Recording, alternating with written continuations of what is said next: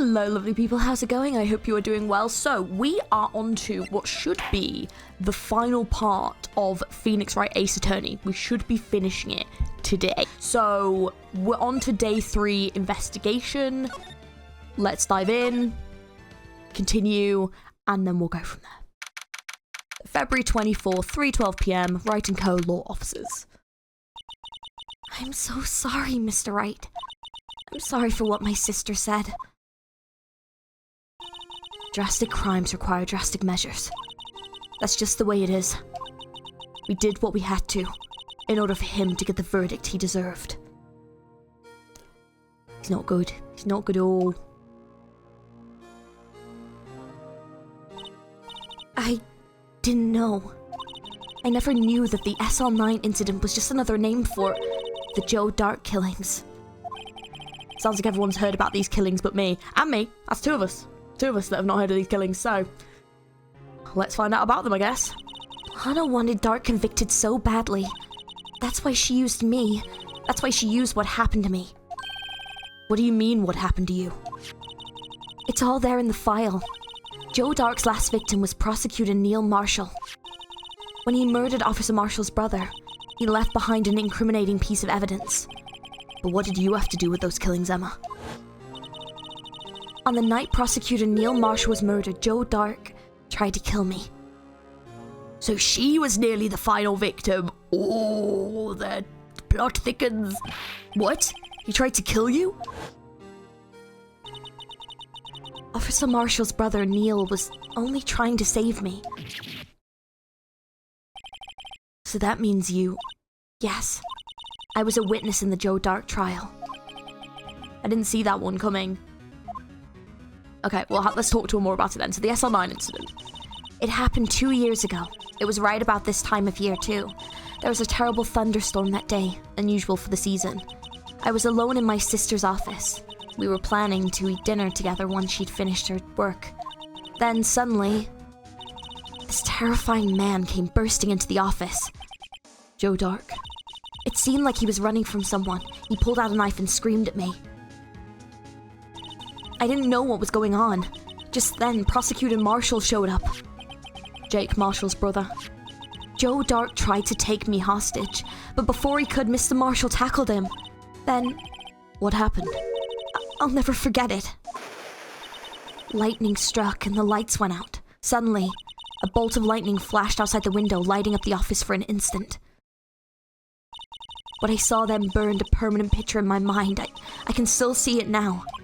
A permanent picture. That must have been absolutely terrifying. Holy shit, that is actually horrifying. Okay, after the incident. I don't remember the moment when Dark stabbed Mr. Marshall. So you weren't able to testify about that? No, I was only asked about when I was attacked. That must be why why she made up the crime. Made it up? You mean provided bogus evidence? The prosecutor's office wanted that guilty verdict so badly. Lana forged the evidence and Mr. Edgeworth used it. Edgeworth? Yes, but I'm sure he didn't know anything about it. He couldn't have known he was being given false evidence. Even so, that's when it all started. The rumors about Mr. Edgeworth, I mean. It's all my fault. If I could have just testified properly, none of this would have happened. Well, I mean, technically it's Lana's fault for making up false evidence, but technically it's the murderer's fault. For, you know, murdering people. So, yeah, but, you know, the thing is that if he didn't actually do it, then, yeah, but if you kind of saw him, like, nearly stab him, then he probably did, but still. It's all a bit morally grey, isn't it? Ugh. So it's true, even though he may not have known it, Edgeworth really was involved in falsifying evidence. This poor man has been flipping used by this system. It is awful. Bless him. He's had a right time of it. But he also has not been the best himself, so maybe he'll get better from this point. I don't know. Although he's just helping us nowadays. It's just, yeah, he's not really against us. He's just kind of helping us. After that case ended, Lana was never the same. She became cold like she is today. She must not have been able to face up to what she did, especially not to Emma. Okay, permanent picture. What did you see in the instant the crime occurred? Dark knocked down Mr. Marshall and raised his knife. Neil Marshall was stabbed right in front of this poor girl. Bloody hell.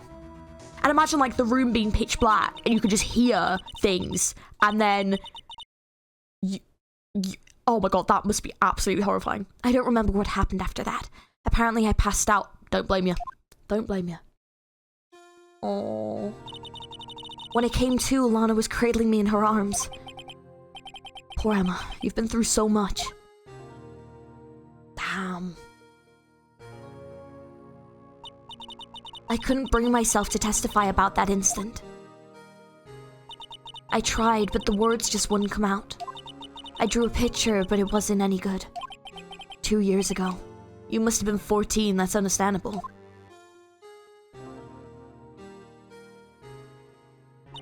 Once it was all over, I made up my mind.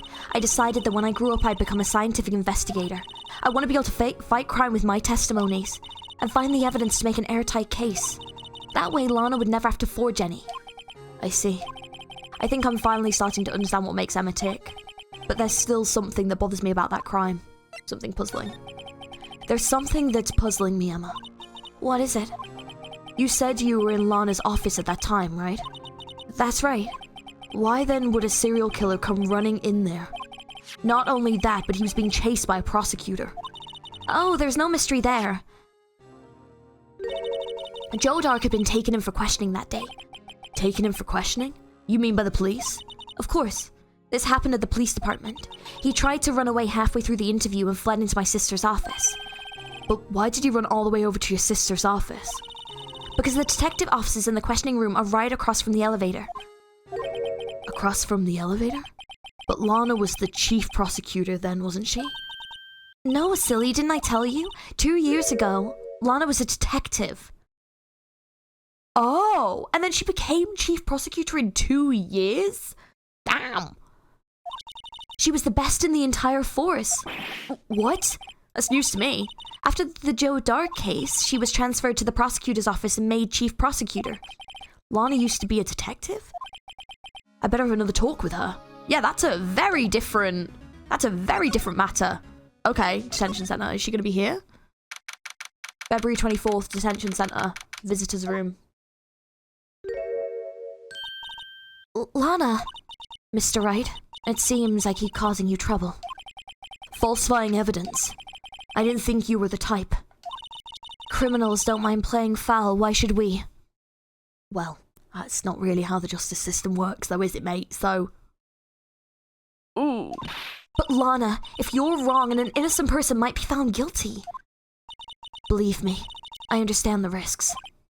Lana, Emma told me about you. Oh? About how you were a detective 2 years ago?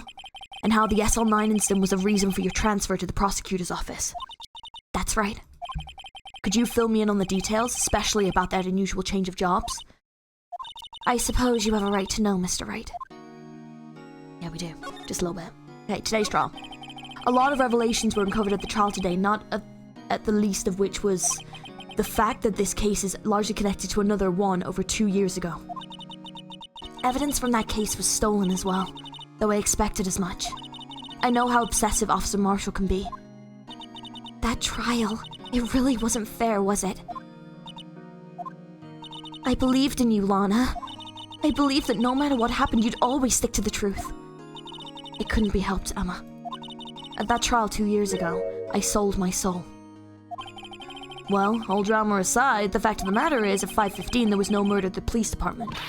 Tell me it's not true, Lana. What that witness, Miss Starr, said. About you stabbing Mr. Goodman with a knife. Lana, I don't understand. Why won't you tell us? Emma, this doesn't involve just me. I don't think I've ever seen Lana look so phased before. Damn, okay, Detective Lana Sky. It's true. I was a member of the police force 2 years ago. She was amazing. They still talk about all the cases she and Chief Gant cracked together. Chief Gant? He's definitely involved somehow. I am sus of this man that blinks very slowly at us. Like, he's just like... Like, I don't trust that.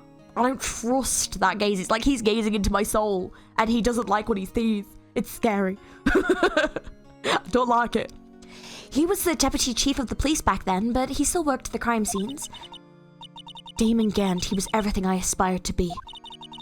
They were the best team ever. They solved crimes before the reports could even be filed. Emma really idolizes her big sister. But now you're chief prosecutor. What happened? I always planned on becoming a prosecutor. The reason I became a detective was to gain experience investigating crime scenes so you could use that experience in court, right? Gant's help in the SL9 case was crucial to its resolution. After that, he became chief of police and arranged my transfer to the prosecutor's office. Maybe I should ask more about this investigation of theirs 2 years ago. Okay, the Dark investigation. 2 years ago, I was second in command of the detectives investigating Dark. Second in command? That means the investigation was led by Damon Gant, right? Yes. Deputy Chief Gant and I shared the same office and the same investigations. They even had the same office. We led a team of the best detectives on the force. Detective Goodman, whose case was Jake Marshall and Angel Starr. It was the first time Marshall had worked with his brother. He was quite gung-ho. Without a doubt, Joe Dark was the serial killer. We asked him to come in for questioning. We were desperate for evidence. That was when his final murder took place. When he tried to murder Emma. Prosecutor Marshall was trying to save me from Dark. You see, the first person who happened upon the scene of the crime was me. Now you tell us. Okay, first one on the scene. Damon Gant and Neil Marshall were the ones questioning Dark that day. The investigation was in its final stages and Dark must have suddenly panicked. So he waited until Gant and Marshall let their guards down and then fled the room. From there, he ran straight into the office shared by Deputy Chief Gant and myself. That's where he found me. So were you the first person to run into the scene, Lana? It appears so. Where was Chief Gant? If he was in the questioning room, why would he not follow? I was filing some papers while Gant and Marshall were questioning Dark. Wait, what? That's sus. What? What? How'd they end up there? And then he's all... Nah. Chief Gant is so involved. He's so involved. Are you kidding me? No, I'm sus. I'm sus as hell. No. When I returned to my office, I saw 3 bodies on the floor and smelled blood. 3 bodies. Prosecutor Marshall, the victim Emma who'd passed out, and the suspect Joe Dark. During the struggle, it seems that Mr. Marshall struck a final blow before he died. Joe Dark had incurred a minor concussion and lay unconscious. What did you do? To be honest, I panicked. I picked up Emma, carried her out of the room and just held her. Can't blame her after all her sister must have gone through. After that, I placed Dark under immediate arrest. Let me get this straight. You were all involved in the SL9 incident. That's right. Quite a coincidence. I don't buy it. What are you saying? There's no way everyone involved in this trial was also involved in that incident, just by chance. But that case was solved 2 years ago. At least one person went to extremes because they didn't believe it was truly solved. That's true, he did.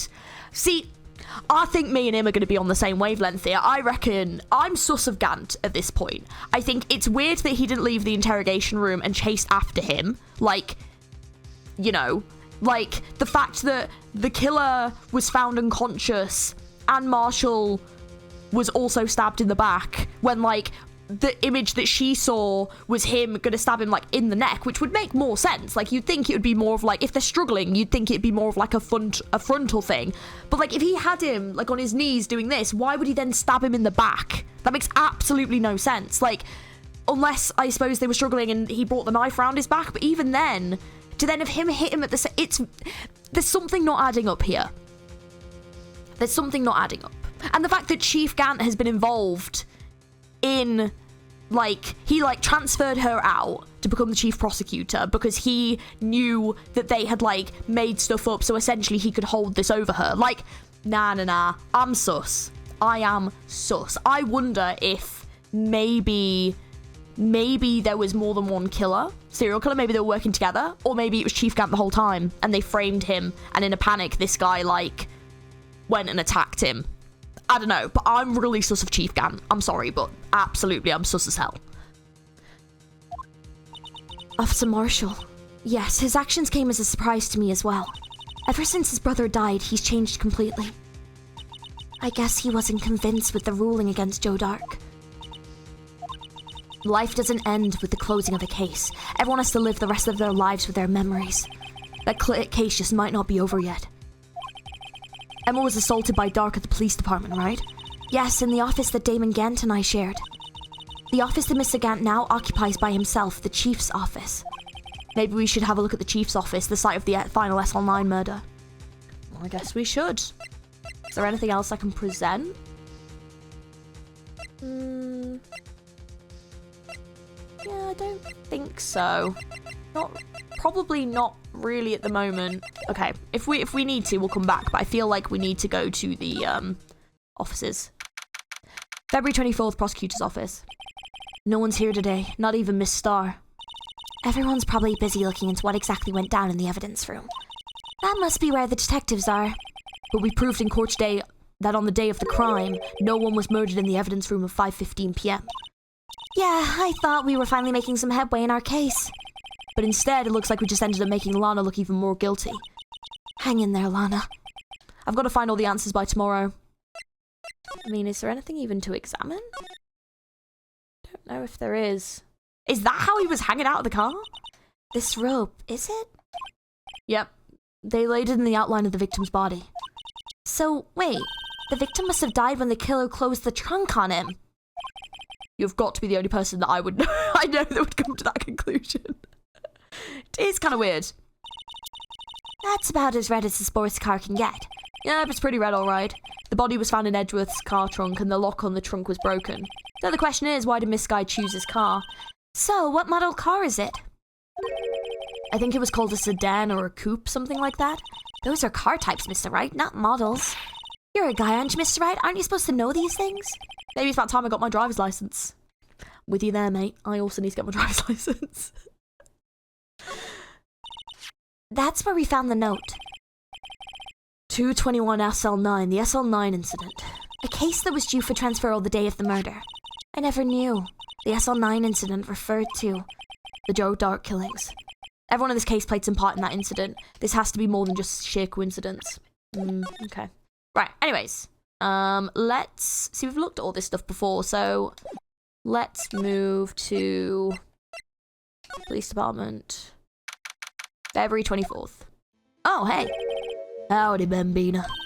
Oh, Mr. Marshall. I never thought things would turn out this way when I woke up this morning. Sarah? I don't know how to pronounce that, I'm so sorry. You never know where life will lead you, eh, Bambina? I should have known my luck had run out when old Billy dried up this morning. Billy? Must be his pet cactus. Say, where are you headed? Just over to the prosecutor's office for a little interrogation. It's a voluntary appearance, but we all know I won't be coming back. Sorry, but you can't go in the evidence room today, partner. But, Mr. Marshall, why did you do it? Why'd the prospectors head west? If there was ever a case that needed to know the truth about, it was that one. Before you turn yourself in, Mr. Marshall, would you mind telling us exactly what happened? Looks like I won't be getting the steak lunch today. Okay, Dark's trial. Something was fishy about that trial from the beginning. It wasn't just me either, the detectives all thought so. What do you mean, fishy? Some of the facts reported were inconsistent with the evidence we found. For example, the murder weapon. The murder weapon? You mean the switchblade knife with the broken tip? That was Joe Dark's, alright. But in the initial autopsy report, the question was raised. A question? The blade and the knife was not the perfect match with the wound the victim sustained. What does that mean? It means there is a good chance the knife was not the murder weapon. However, in the report that was finally submitted, that possibility had been erased. Could the facts have been concealed with forged evidence? That case left behind scars on all of us. The scars that the SL9 incident left behind. Prosecutor Marshall. I got the looks, but he got the brains. He was one of the best prosecutors around. I had just made detective when it went down. It was our first case together. How old was he, your brother? He was 27 at the time. He was awarded the highest honor that very day. The highest honor? You mean the king of the prosecutors? I knew it.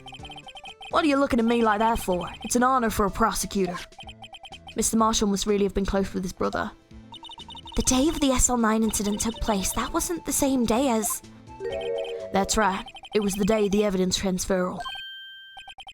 Interesting. It was drizzling that morning, and by nightfall there was thunder. I can't believe 2 years have gone by already. I tried to steal the evidence so the case wouldn't die. Apparently someone tried to stop you. Detective Goodman was murdered and the evidence locker was empty. Scars. There was something going on behind the scenes in that case. We all knew that later. Every detective involved in the investigation save one was taken care of. Miss Starr was fired and I was demoted and boxed away in a tiny room. What about Detective Goodman? If they did something to him too, the commissioners would get suspicious. No, they were careful enough not to be too obvious. They. Who are you talking about? Don't get upset, Bambina. I mean Damon Gant and Lana Skye. Gant and Skye. The investigation lead, Damon Gant, and his second-in-command, Lana Skye. There wasn't a person in the force who hadn't heard of the duo. That case was the biggest step in both their careers. After the case ended, Lana was transferred to the prosecutor's office, right? Yeah, Damon Gant, the new chief of police, arranged for that to happen. She's never been the same since she left. Everyone who knew her said so. Chief Prosecutor Skye was totally different when she was a detective. Now that he mentions it, Emma said something like that too. Tell me, what happened to my sister? Sorry, Bambina, but her secret is too well guarded. I never found out. Lana's secret, it all started 2 years ago. So there you have it. That's my story. Did you enjoy it, partner? It was certainly enlightening. There's one thing for sure I found out in court today. That boy Edgeworth isn't my enemy. He was the one who used falsified evidence to get a guilty verdict, but someone else was the one who gave him that evidence and planned everything. That someone is Damon Gant. And for what reason would he have for putting in falsified evidence? Oh, if he was the freaking killer. Yes, I'm onto him. I'm convinced. If he's not, I'm gonna be shocked. I will actually be shocked if the killer was actually Joe Doc. But if the killer is Joe Doc, there must be there's something's suspicious going on here. Don't believe me? Well, I don't blame you. I won't even be a patrolman after today. Sorry. The way that popped. That was so good. Too bad I won't be around. I just wasn't expecting that animation. We've never had that before. That was so funny. Too bad I won't be around to work with you when you become a real scientific investigator. Adios, Bambina. Oh, man. Right, so I'm guessing it's Criminal Affairs Department that we go into, I'm guessing. February 24th, police station. This place is always pretty empty, but today it's deserted. That must mean everyone's busy solving crimes. Oh, if you're looking for the others, they're all in the conference room. Thanks. Wow, he actually talked to us. With the chief prosecutor saying what he did and the decision about what to do with Mr. Edgeworth, not to mention our statement to the media in tomorrow's trial, there is more chaos going on than Thanksgiving and Christmas put together. I think festive is the word usually used for those. Sir, we'd like to have a look around Chief Gant's office. Just use the connecting hallway to the other building and take the elevator to the top floor. Really? You mean it's okay for us to go in there? I mean, we aren't police officers or anything. Hey, you're right, you can go in there, it's off limits. Now I see where Detective Gumshoe gets his unique charm. Well, what are we waiting for? Let's head to the chief's office. We're just gonna go anyway. Alright, let's go to the chief's office then. What? Why is there an organ in here? What? Okay. That was not what I was expecting to be in this room. What? This is massive. Why is there a giant organ in here? What? Whoa, where am I? In the chief's office, silly. At least that's what it said on the door. Check out that pipe organ. That's real, isn't it? Hey, I used to take organ lessons in kindergarten. They used to call me Little Miss Bach. I thought I was a genius. Oh.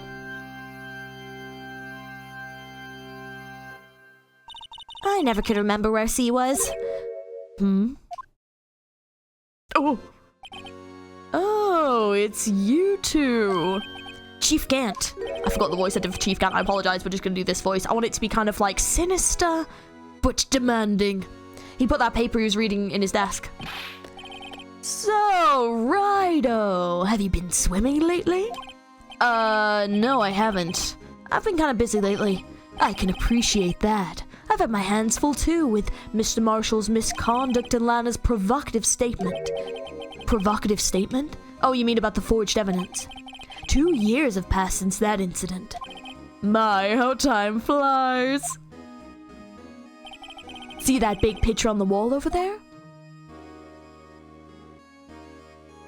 Oh, he does actually have a giant cross on his chest, and maybe he's religious, maybe? I don't know. That's a picture of Lana, Neil, and me. So this is Mr. Marshall's brother, Prosecutor Neil Marshall. We took it to commemorate our work together. Something's not right with this picture. I can't quite seem to put my finger on it, though. Hang on. Is the... Wait. You know the symbol? Why is that... Like, the trophy he's holding, why is that already broken? And also, the knife kind of looks like the knife that they forged. That's interesting. GAN team picture. I need to have a close look at this picture. That's interesting and kind of weird. Oh god. What? Anyway, I'd like to reminisce all day, but there are matters that need my attention. I'm going to lock up here, so let's go out together. Oh, but this office. It was a crime scene 2 years ago, wasn't it?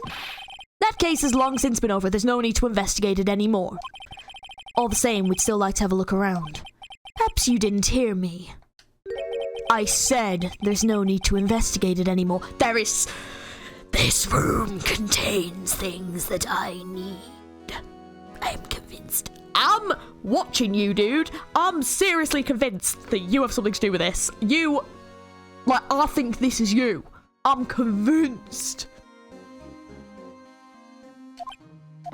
Now hurry up and get out. I have a meeting to attend. No. No. Looks like we aren't welcome. It seems that case isn't over with yet, after all. What do you mean? Chief Gann denied our request to search the crime scene. That means there must be a reason he doesn't want us looking around in there. You mean like a clue? There's got to be a way we can get inside the chief's office. Okay, what could we do? Who could we go and see? Wait, let's go back here. Oh, okay, apparently this is something we can do. Okay. Hey, pal. Gumshoe, we've missed you. Detective Gumshoe, aren't you supposed to be in a meeting? I'm, just taking a breather. My feet hurt. From sitting so long? Actually, from serving everyone coffee. Sounds like Detective Gumshoe's still out of the loop. Say, have either of you seen Mr. Edgeworth? Edgeworth? No. Why do you ask? He's under fire from the police department and the prosecutor's office. It's almost like the battle's between you two in court. That sounds serious. Is it because of what my sister said? That's basically what it all boils down to. That falsified evidence was 2 years ago. Now Mr. Edgeworth is the whole world after his blood. Yikes. Yeah, but that's like not his fault though, is it? Edgeworth's crisis. But why would Edgeworth be blamed? It's not like he knew the evidence was forged. Lana Skye is the guilty party here, isn't she?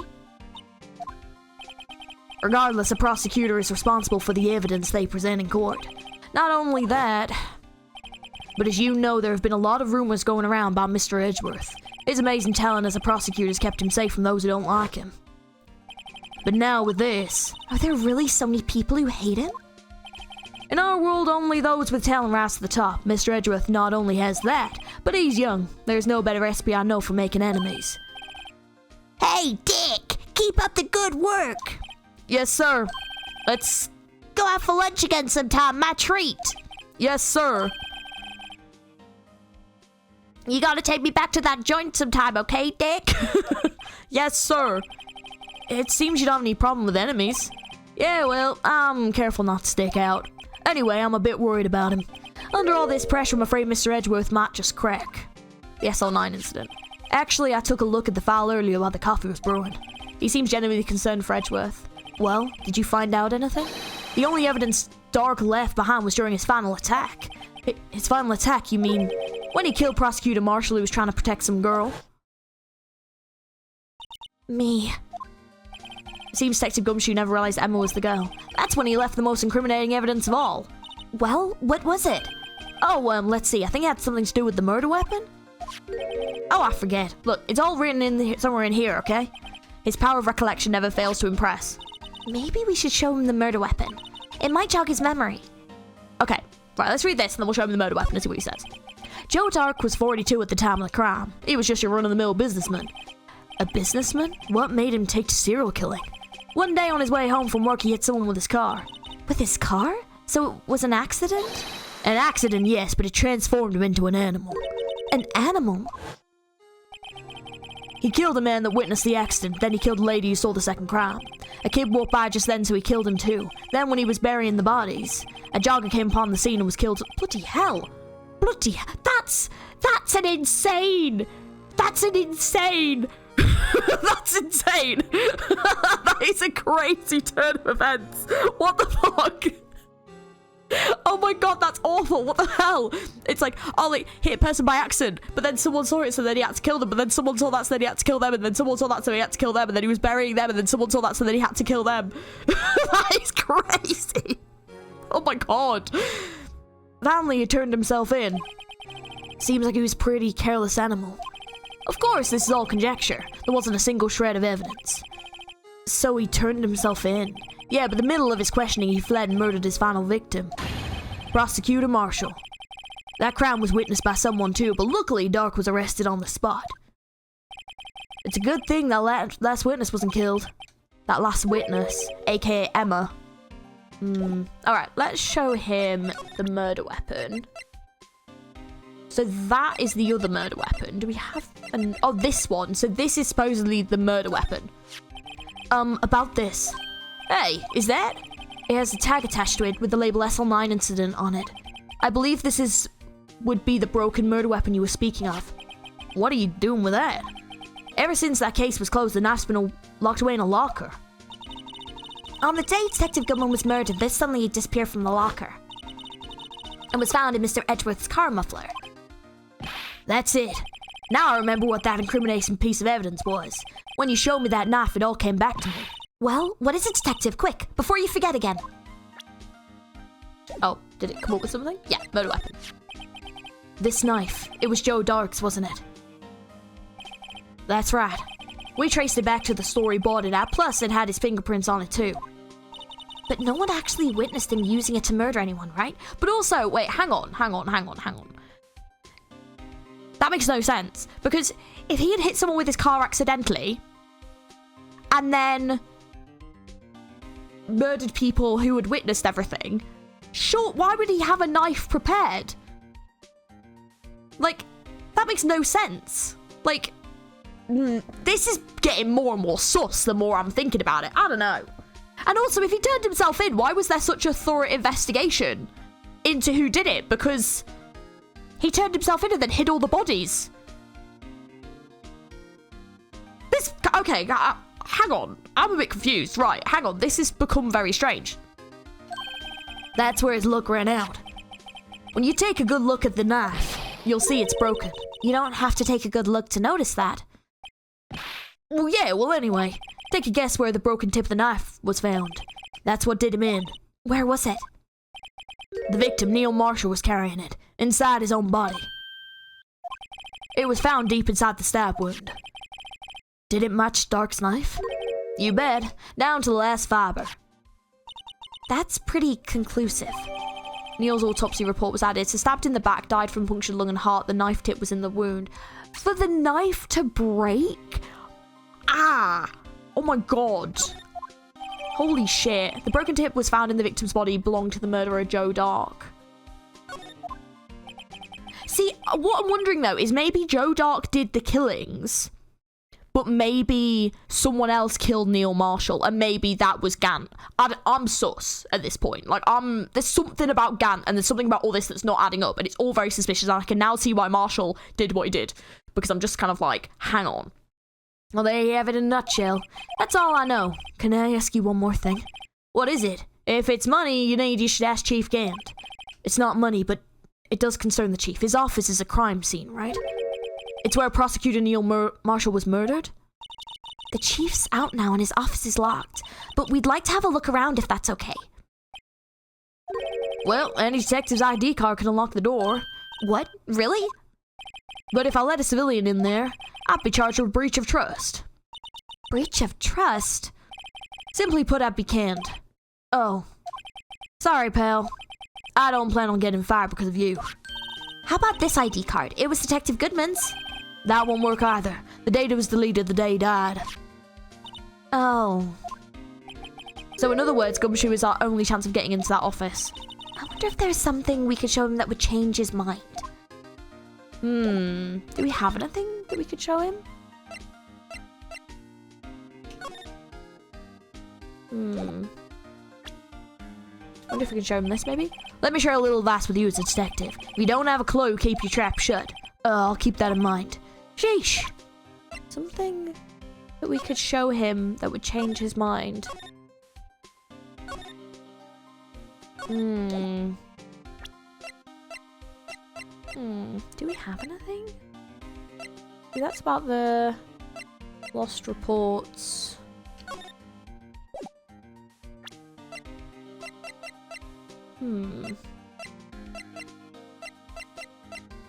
See, that's the autopsy.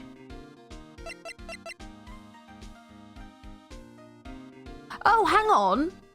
Look, that's missing. That's missing the knife. Yeah, the knife bit's gone out of that. Oh. Yeah, that's missing part of it. Look.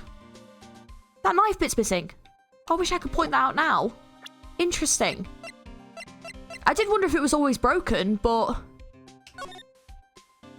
I wonder if we'll be able to investigate this later, maybe. Hey, check it out. There's a metal plate here. Looks like the names of all the previous recipients are engraved on it. Wow, one guy's listed a bunch of times. Von Karmer, I guess he must have been a foreigner? Yeah, that's probably it. Oh God, Von Karmer.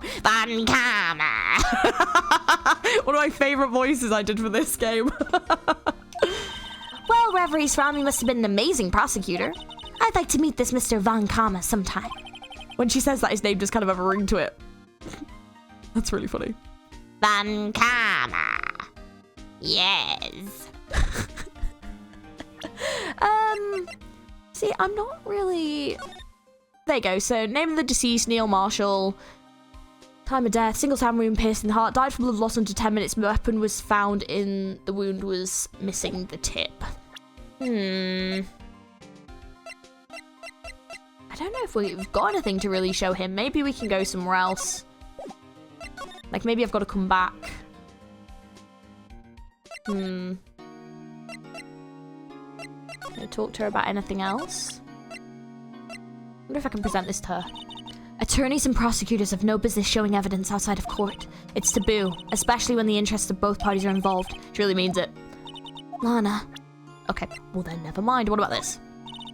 No, she's not going to answer anything. I don't think she's going to respond to anything. Okay, that's fine. Thanks, Lana. That was really helpful. You are so helpful. Thank you. Okay, let's see who else we can see. February 24th, High Prosecutor's Office. I wonder if Edgeworth is back yet. There he is. Looks like he's writing something. What are you doing here? You sure was quick to throw that paper on the floor. Oh, looks like we're picking that up. Tough day in court, huh? I've had to live the past 2 years with rumours flying around. What's another allegation to me? Cheer up, Mr. Edgeworth. I'm rooting for you. That's Edgeworth for you. Always trying to hide his real feelings. So, what do you want? Unlike some people, I don't have all day. Okay. Forged evidence. There's no excuse for what I've done. 2 years ago, I used false evidence to obtain a guilty verdict. That's what it all breaks down to, and nothing I can do can erase that fact. But you didn't know, did you? I mean, that evidence was falsified. The police department and the prosecutor's office share a bond of trust. If that bond is broken, we stand to lose everything. The police department's error is my error, and my responsibility is the prosecutor in charge. The fact remains the same no matter what excuses I might have. Mr. Edgeworth. I take pride in my work, so tell me, why? Why has it all come to this? Even Edgeworth can't keep this kind of emotion bottled up. Tomorrow's trial. Are you up for the trial tomorrow? First last year's trial, now this one. It seems all you do is worry about me. To be honest, you're getting on my nerves. But Mr. Edgeworth, you can't just walk out on the trial. Tomorrow is the last day. It's too late to change prosecutors. I'll bet that's what my superiors are banking on. I never thought that this case would come back to haunt me like this. What do you mean? The list of evidence, it seems too short. Most lists run twice as long. It's only half as long as most lists? That's odd.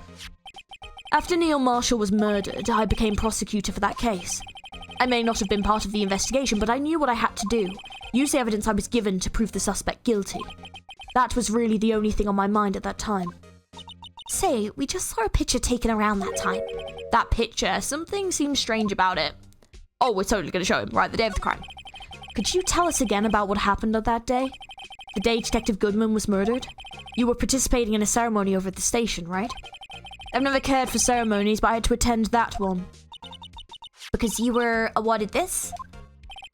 Those receiving awards can't exactly skip out on the ceremony. I finished up at the office in the morning, then drove over to the police department. You finished up at the office? Yes, just odds and ends, clerical stuff. I didn't plan on returning to the office that day. That is, until I was asked to take something back. Take something back? This. Oh yeah, Chief Gant asked you to hold on to that, didn't he? Yes, it was a piece of evidence in the case that was closed half a year ago. He asked me to bring it back to the prosecutor's office. That's the story we heard yesterday. So you came back here to the prosecutor's office because the chief asked you to? That's right. That's weird. Okay, let's present this picture. This picture was hanging on the wall in Chief Gant's office. Prosecutor Neil Marshall, he had just started making a name for himself. Looks like this was taken when he received the King of Prosecutors trophy. Speaking of that, there's something that bothers me. Yes? The trophy Mr. Marshall is holding. It's a little different than yours. Yes, you're right. I remember now. Remember what? That was what the official prosecutor's trophy looked like until 2 years ago.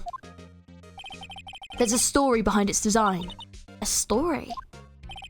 Sounds interesting. Would you mind telling it to us? It's simple, really.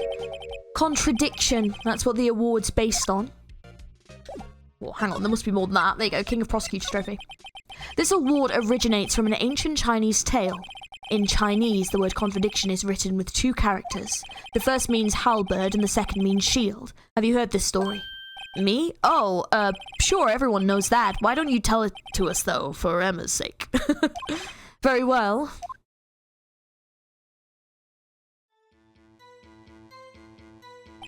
Long ago in the kingdom of Chu, there was an arms merchant.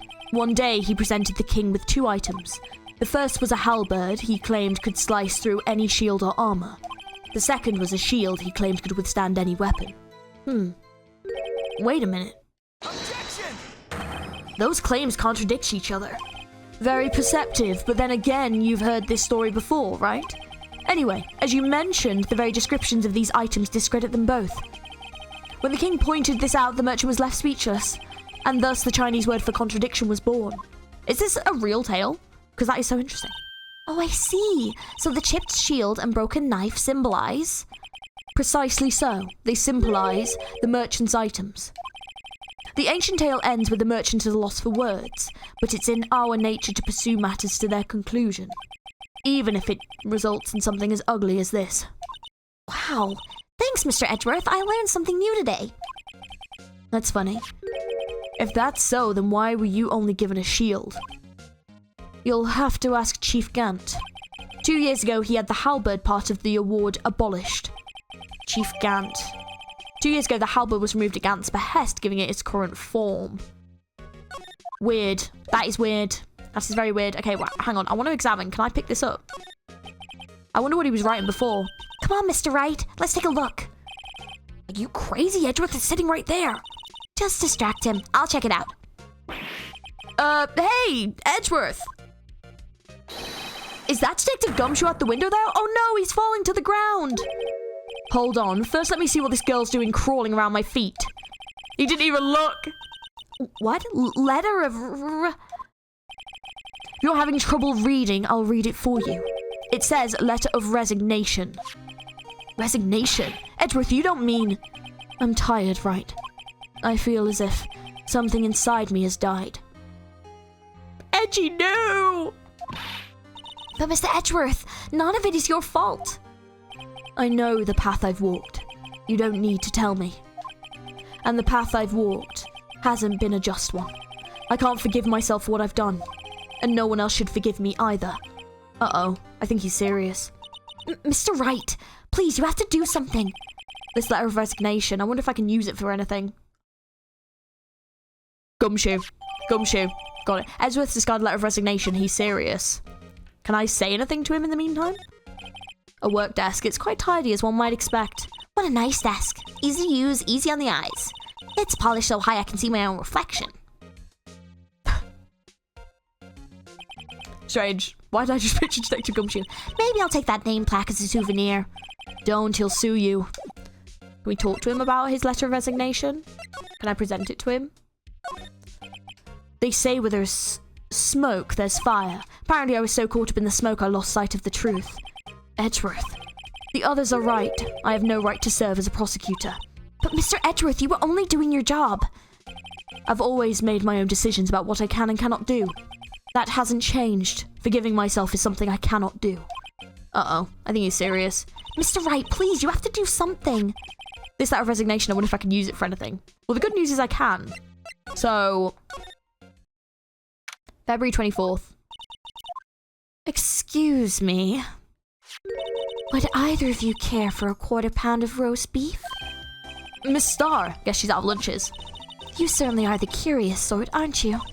Kind of like the first person who sucked on a cow's nipple to discover milk. Well, I mean, would someone have done that? Is that how cow's milk got discovered? I mean, I presume they just saw that baby cows were doing it and maybe just thought to try it, but I don't like that image. At all. No, I hate that I've got an image of my head now. Ew. Oh my god. Still, I never thought you'd be digging up that case from 2 years ago. Everyone in this trial was involved in the SL9 incident. Not only that, but the murder occurred on the very day the evidence from that case was due for transferal. This can't be all attributed to mere coincidence. Aren't you forgetting something? You know that little scene I happened to witness? The instant Lana stabbed Detective Goodman with a knife. Yeah, that is weird. This whole thing needs sorting.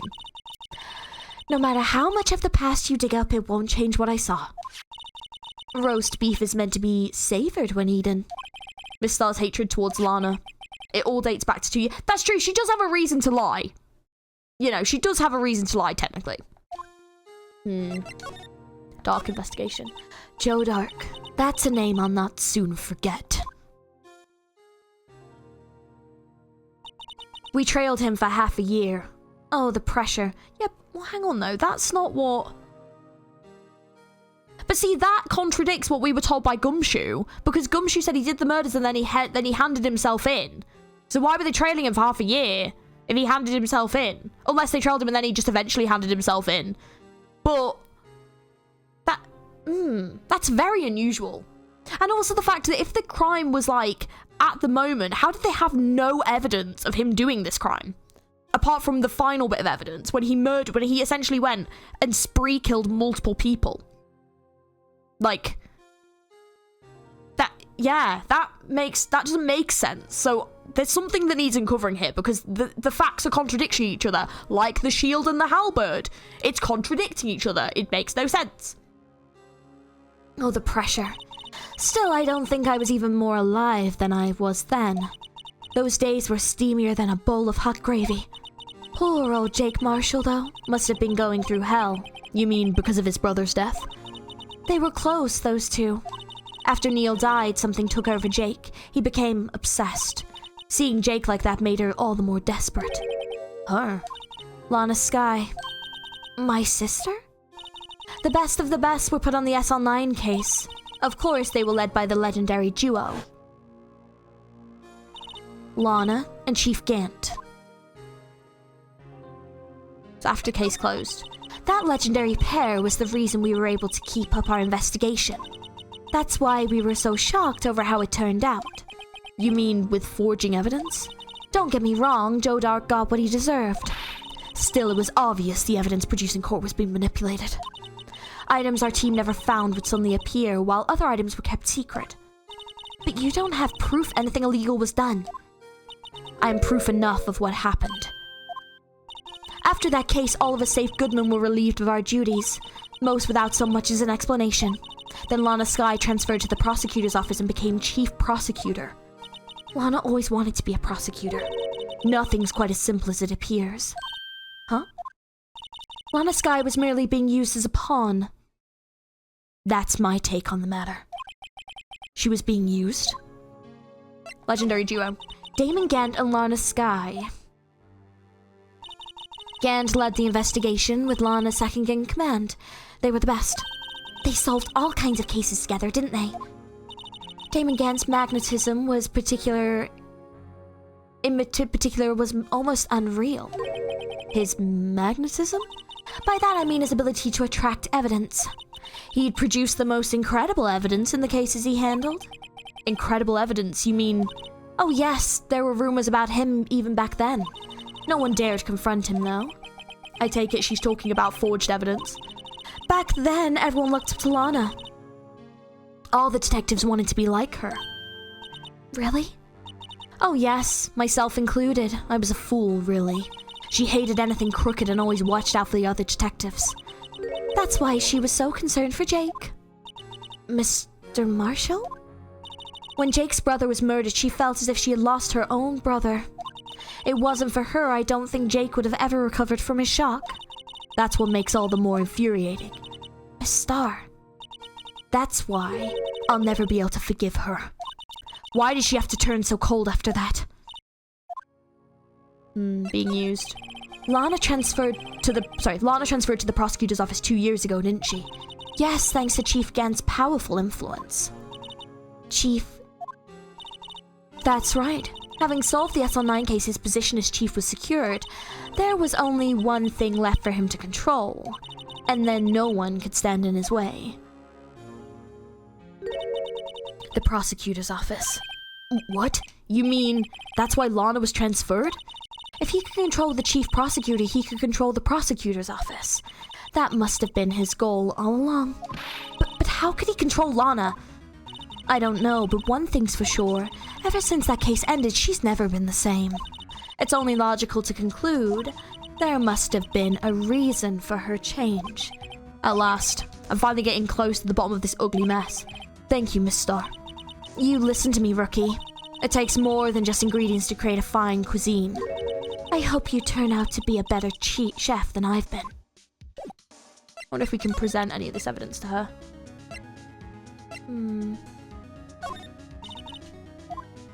Okay, she's got nothing else to say.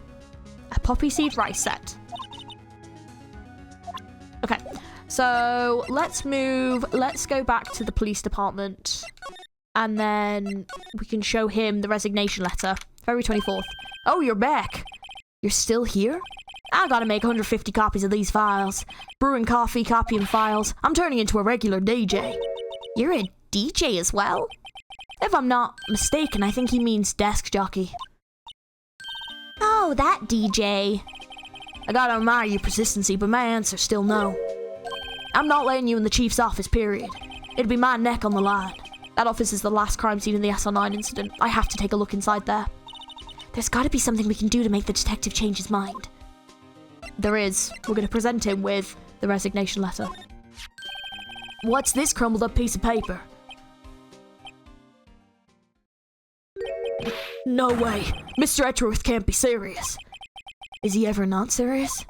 I can't believe they've pushed him to this far. Mr. Edgeworth really feels responsible. When I first met him, I thought he was cold as ice too. But I know different now. He trusted us detectives to provide him with sound evidence. But we betrayed him. Detective. That's it. I've made up my mind. But...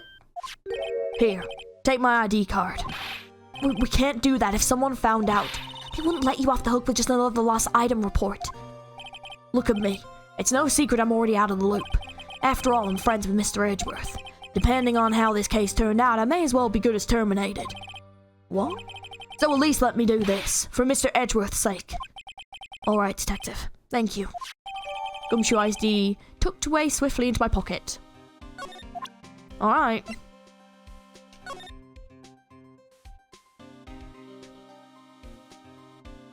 Oh wait, can we... Oh wait, hang on. Why is it propping up?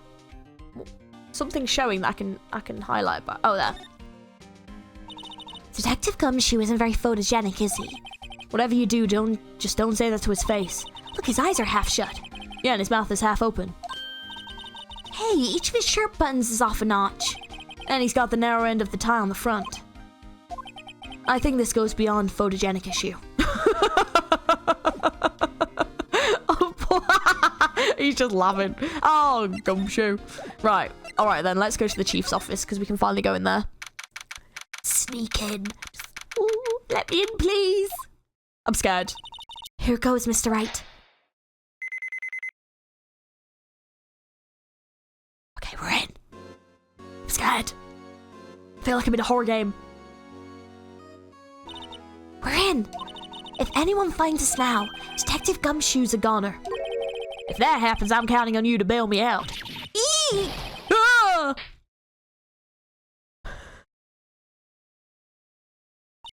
Sorry, I thought you were a ghost. I didn't even know you could slap a ghost. Ah! Detective Gumshoe! What are you doing sneaking up on us like that? I wasn't sneaking. I was just worried something might go wrong. So I came too. If you're here, then what's the point in giving us your ID card? Gumshoe's ID crushed and rendered unusable in pocket. Hey, don't do that to my card! He's such an idiot. I hardly ever get a chance to come in here, so I figured I'd have a look around myself. Besides, we're on this together now. You really do want to get fired, don't you? Not if we're lucky. Now, come on, let's see what we can find out. I've got a bad feeling about this. Me too. Chief's office. That desk on the other side of the room, was that your sister's? Yes, that was where I was waiting for Lana, on that day 2 years ago. Is anyone using it now? No, sir. This is entirely Chief Gant's office now. He practices a strict policy of preserving the crime scene. That's a strange reason to leave it there. He leaves this as a warning to everyone else. He wants us always to be alert. He told us so himself at the New Year's party. Of course, he was pretty intoxicated at the time. I see. So ever since Lana left, no one touches that desk? No one except Chief Gant and the cleaning lady who's in here each morning. Still, 2 years have passed since the incident. There can't possibly be any clues remaining. Can I ask you something? Sure. You only came in here to look around, right? Because it's one of the SL9 crime scenes? I mean, that's your only reason for coming here, isn't it? Why do you ask? You don't think... Nah, you wouldn't be, no. No, there's no way. Never mind. Don't worry about it. Okay, then let's look around a bit more. Hey, hold on. Not so fast, buddy. Huh? What is it? When someone tells you don't worry about it, it's supposed to start bothering you, pal. You don't just let go of that. Sorry, this guy's starting to get on my nerves. Okay, so what's bothering you? You two don't think Chief Gant might be a suspect, do you? What? He's right, Mr. Wright. What do we think of him? Chief Gant, so it's finally come to this. What do I think of him? Perhaps it's best I don't divulge my feelings yet. There you go, ignoring me again. Okay, let's examine around the room. Okay, let's start over on this side of the room. Look at that giant window. Makes you want to crash through it and jump outside. This is the 15th floor. I know, I was just saying. Saying what? Ever since making detective, I've always dreamed about doing something like that. Note to self, Detective Gumshoe has a lot of dreams. So long as he doesn't go crashing through that window when he gets fired. Don't say that! These shelves are mostly empty. Lana must have cleaned them out when she transferred over to the prosecutor's office. There's a small picture frame on the left shelf. Hey, this is when Lana and I went to that theme park. Oh, that's cute. Okay, then we've got... This was Lana's desk. It sure is tidy. Lana's always been a meticulous cleaner. There's not even any dust on it. Looks like someone's still keeping it clean. Does Lana ever come back here? No. Chief Gant must still keep it clean in memory of their partnership. They were the stuff legends were made of. Does he keep it in memory of her or memory of the crime? See, what I'm wondering, if he's the one that stabbed Neil Marshall, is he literally gatekeeping the crime scene? Or is it like his way of like preserving it exactly how it was so that he can, like, relive the crime. Like, because that's a bit serial killer. I don't know. But, or is he literally like, if I literally have the crime scene as my office, no one will ever, you know, be able to find out the truth. You know, that's what I'm kind of wondering.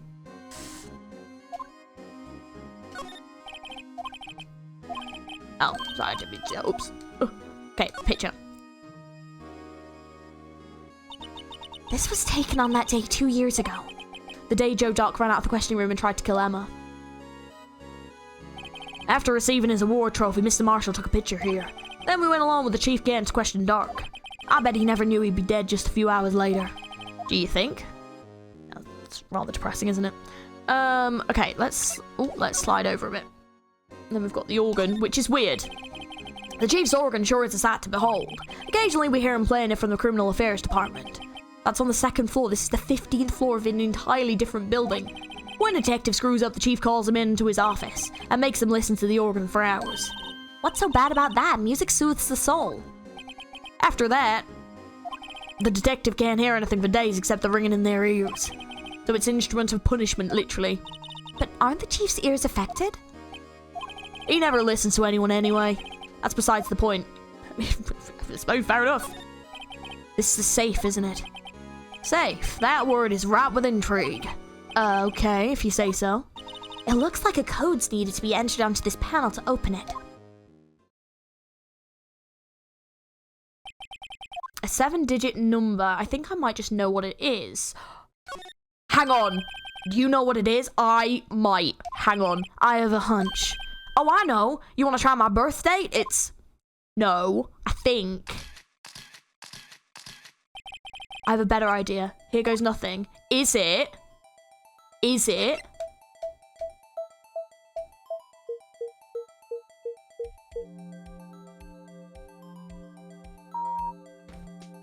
It is! Oh my god, okay. Hang the phone. I can't believe that was actually correct. It's because it's the only thing that we've not got an explanation for. I can't believe I got that right. Oh my god, I'm a genius. Oh my god, I feel like these games are making me smarter. You know, that, between that and Wordle. Because I do my daily Wordle. Oh my god. And maybe Danganronpa too, you know. Bingo. What number did you enter? Whose birthday was that, pal?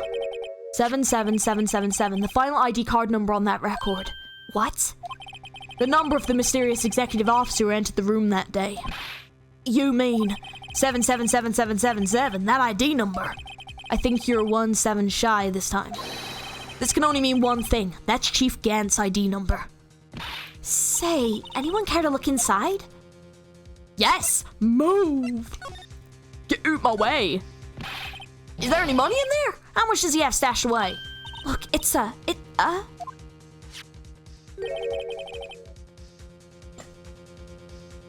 Well, I know where that pot belongs. Okay, here we go. We're getting there. A shard from a broken cup. This somehow looks familiar. Where have I seen this before? There's something else in here too. What the? Wait, what's this? It looks like a piece of leather cloth with a handprint on it.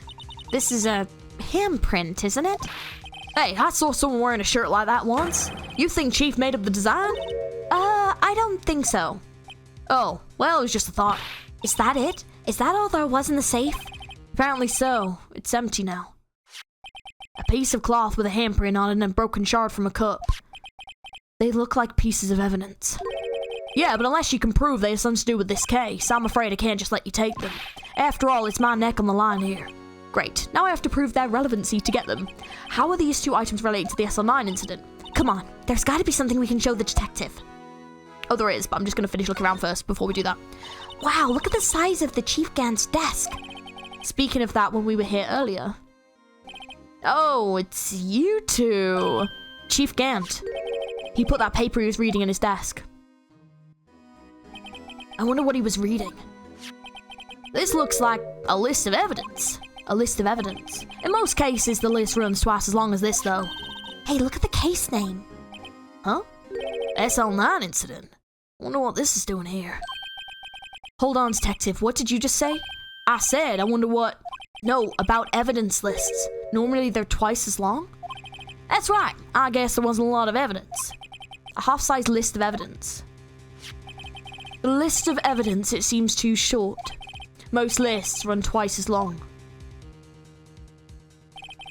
What would the other half of the list be doing here? I knew it. The chief must be hiding something about that case. It would appear so. There you go, list of evidence in the SL9 incident was ripped in half, so this part's all I've got. Wow, look at the size of Chief Gant's desk. We found this inside the drawer. A list of evidence from the SL9 incident. Mr. Edgeworth had the other half of that list. What would this list be doing here? We better take a look a little bit more into this list. Okay, this as well. This is the real deal, isn't it? The armor and these weapons? Sure is, pal. The chief doesn't care for imitations. First the pipe organ, now this armor? Do you know how many taxpayer dollars must have gone into this room? What? You mean we're paying for this? That's it. I'm not paying 1 cent of my taxes. You don't have any taxes to pay. You're a student. Shh, be careful of what you say. Who knows? The chief may be hiding in this armor as we speak. I don't think he'd fit in there. Even if he did, he'd never be able to get back out. Cut it out. You guys don't know how scary that guy can be. Oh, I know. I can tell by the stare he gives. It's terrifying. Right, so if we present him with this. Detective Gumshoe, could you have take another look at this jar? I remember when the three of us put that back together. Those were the days. It's kind of early to be nostalgic. Wasn't this jar a piece of evidence from that case? That's right. One of the shards is an SL9 incident sticker on it. Doesn't this ring any bells? You know, the fragment that we just found? You mean this one that was in the safe? Yes, that one. That was in the safe. Come on, Gumshoe, you got this. Now that you mention it, it's ringing a lot of bells. Let's see if it fits. Assemble the fragments. Here, let me see that shard. I'll take a crack at this. Go ahead, pal. Show us what a rookie can do. Mr. Wright, here's some glue. If I can piece this back together again, it'll prove Chief Gant was knowingly hiding evidence. Here goes. Alright. Let's see. So we probably need to rotate it. Not that way. That way? There we go. There. Fits like a charm. That, of course, means Chief Gant willingly and knowingly hid a piece of this jar in his safe. In other words, he concealed a piece of evidence from the SL9 incident. But... Hey guys, get a load of this. What is it? This piece you just attached. It's different from the others.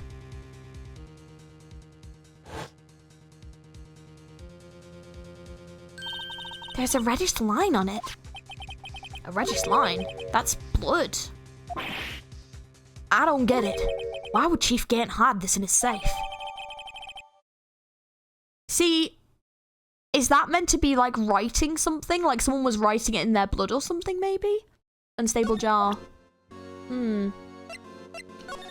Let's see if we can examine this a bit more. Hey, look here. It's hard to make out, but there's a dark red stain here. Looks like blood. This piece the chief is different, though.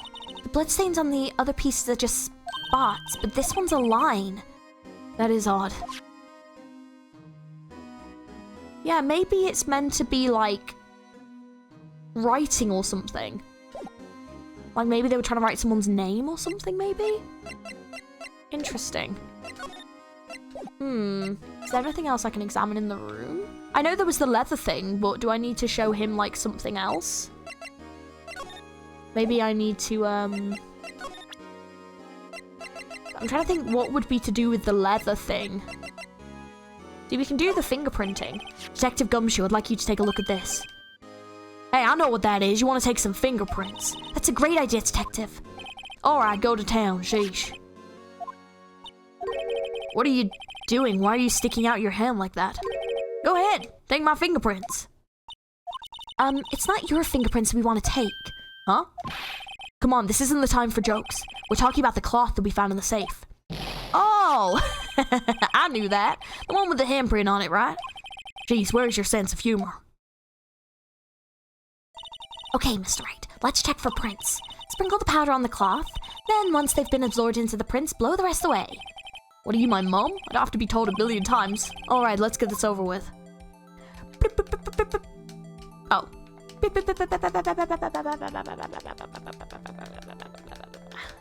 Really thorough. Really thorough.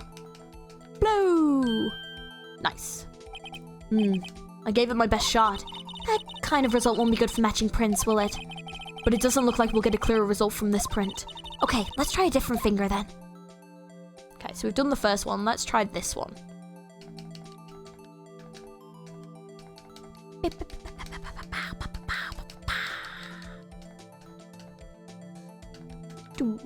Oh, that's a good one. Look at those. Right there, that's a great one. Oh, yes. That's a print right there. Right there. See? Right. Let's see if it matches to him. No, it doesn't. I can already see. I should have visually looked. Yeah. It's fine. It's fine. Right, let me visually. No, that doesn't match. Looks like we're out of clues this time. Yeah. But it was inside the chief's safe. Right, along with the shard. Oh, I have to do that again? The one that happened right here in this room. She's right. We should check the fingerprints of everyone who was in here that day. The way I see it, there's a higher power worker here. You just gotta have faith. Right. Okay, I know I messed up. Let me try again.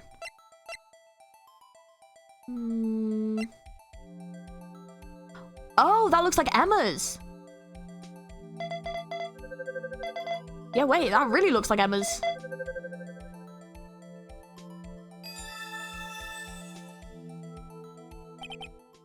No, how can this be? What are Emma's fingerprints doing here? Hey, you found a match? Whose fingerprints were they? Huh? Oh, it seems the fingerprints are too old. They aren't clear enough to get a match. Oh, that's too bad. I thought they'd be Dark's prints. Psst. Hey, you. Over here. What's going on here? What are the kids' prints doing inside the chief's safe? Don't ask me. Let's just keep this information from Emma for now. Here, maybe you should hold on to this. Piece of cloth found in Chief Gant's safe. Evidence for something, but what? Bears Emma Sky's prints. Okay, that was a twist I didn't expect. What is that? Well, was that any help? Of course. Thanks to your ID card, we were able to get some hard evidence. Oh my god, no, it's a... Oh shit. Now, that's not very kind, is it? In other words, if it wasn't for his ID card, he would have been useless. Isn't that right, you in the coat? Chief Gant! We didn't think you'd be back so soon. Fortunately, I'm a man who believes in signs. I was walking to my meeting. I happened to look out the window and saw a stray dog run right into a pole. Just then, I thought of a certain detective. Do you mean me, sir? Now then, I'm afraid I'm going to have to ask you all to leave. Yes, sir. Sorry. Oh, you in the coat. Me, sir? Drop off your ID on the way out.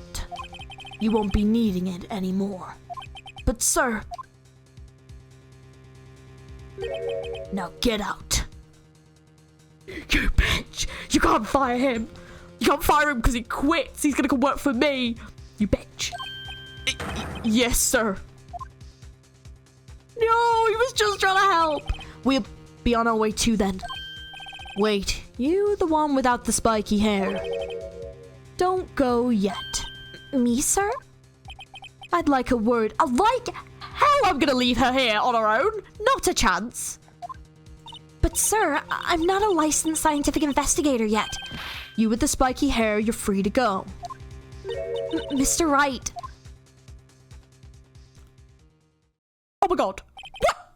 We just left her there? Oh my god. What are we doing? Look, pal, if I told you once, I've told you 1,000 times. The chief's office is off limits. But no, you just had to go sneaking in there like that, didn't you? I thought you said you didn't care anymore if you were fired. Yeah, but if I knew it'd be like this, I never would have said it. Now that I've seen the evidence Chief Gant was hiding in his office, I think I'm finally starting to get the picture. But why has she kept eerily silent about it all this time? Anyway, you listening to me? I'm gonna try and smooth things over with the chief again. Later, pal. After that, I heard from Emma. She said the police wanted to ask her some questions, so she'll be busy for the rest of the day. February 24th, detention center. I see. So the chief asked Emma to come in for questioning. It's no use thinking about it. Tomorrow's the final day in court. I'm committed to doing everything I can to defend you, which is why I'm here. But I've already told you all I can. What you've told me over these past couple of days is absolutely nothing. Not a single useful thing. Really? I believe I did mention something quite important. Something I told you right at the beginning. I said I was the one who stabbed Detective Goodman. You know, I think I finally figured it out. I know who it is that's lurking behind your words. Mia did a good job mentoring you. I'm rather jealous. It seems Edgeworth was right. Edgeworth? Once you're convinced you know something, no one can persuade you otherwise. Thick-headed is the term he used, I believe. Now's my chance to get us to tell me the rest of the story. Keep him quiet. I have to admit I was more than a little perplexed at first. You insisted you did it, yet there was no incriminating evidence. That's when it hit me. It's not that you're unwilling to tell the truth. It's that you're incapable of doing so because of a certain individual. Yes, Chief Gant is essentially blackmailing her because she falsified evidence for the Joe Dark case, so he's holding it against her and he put her in a position where he can manipulate her into doing the things that he wants her to do for cases so that he can look like he's a better chief detective. But also, I'm fairly certain he's murdered someone, so, you know. But did she kill the other dude because he told her to, or is that something that's being made up to make her look bad? I don't know. We'll find out. What an intriguing notion. A certain individual, you say. So you think I'm protecting this person? Protecting? No, I think you're afraid of is more like it. If I'm not mistaken, the person in question may have persuaded you into silence. For argument's sake, Mr. Wright, who may I ask is this person you're speaking of? The one I'm supposedly frightened of. What is this person's name? Yeah. Well, Miss Skye?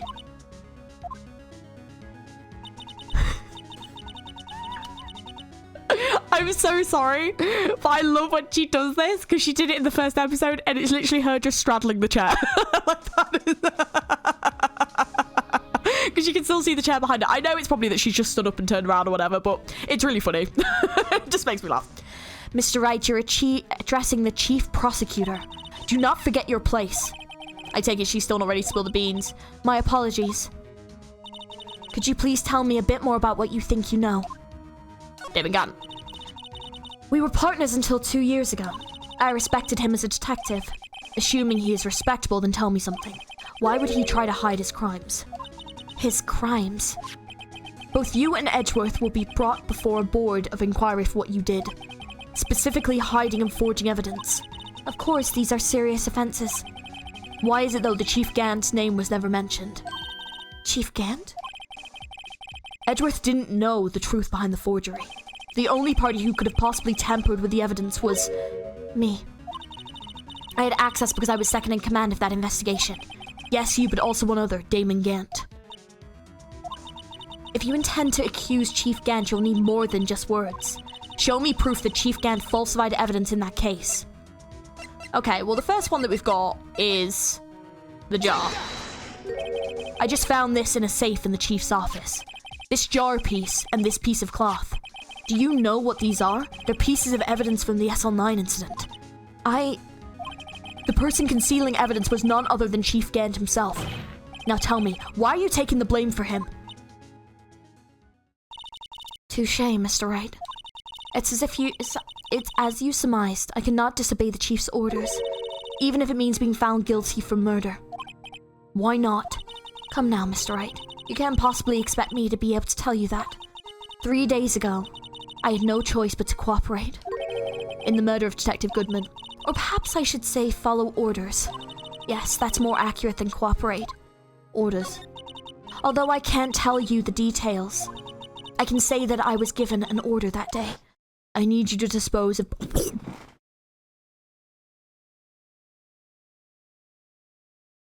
Bitch!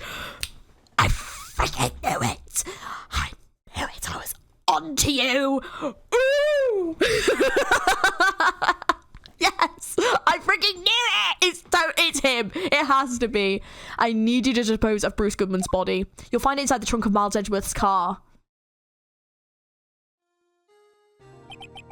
Just as I suspected. Despite what everyone believes, you were not the one who murdered Detective Goodman. Correct. I was trying to take the body out of Edgeworth's car. The trunk's lock was broken, and I discovered the murder weapon while inspecting the body. The murder weapon? You mean Edgeworth's knife? No. When I found the body, this knife was stuck in it. Oh! The plot thickens like a milkshake. It's getting thick, people. What? I could not have said that weirder. Damn. The knife from the SL9 incident, the serial killer Joe Dark's knife. I couldn't just leave that knife in him. So I took it out and stabbed him with the other knife. That's what she saw, probably. Right, got it. That would be Edgeworth's knife? That's right. Even though he was already dead, my hands were shaking at the thought of stabbing him. That's why I ended up cutting my hand. And that's the reason for the bandage on your right hand? Yes. It seems that I got blood on the victim's shoes as well. And then she saw me just as I plunged the knife in. Ah, there we go. Miss Starr, huh? So she wasn't lying, she was telling the truth, but it's just he wasn't alive at the time. Why did you need to hide Dark's knife so badly? It took a lot of work to finally close the Dark case 2 years ago. It was over with. I didn't want it to ever be opened again. My intent was to prevent that by whatever means possible. So you hid Dark's knife? The weapon used to stab the detective was evident in the Joe Dark case. If word got out, which it would, the reporters would have a field day with that. So you wrapped the knife in your scarf and hid it. In Edgeworth's exhaust pipe. Right. Then I called my sister to tell her what had happened and ask her to hide the knife that was inside my muffler. You asked Emma? I didn't want anyone on the force to know about this. That would explain why Emma is so confident about Lana's innocence. Speaking of phone calls, I had a bad feeling about one of them that day. Bad feeling? The truth is, after I received those orders from Chief Gant, the first thing I did was make a phone call. The phone call to Patrolman Jake Marshall.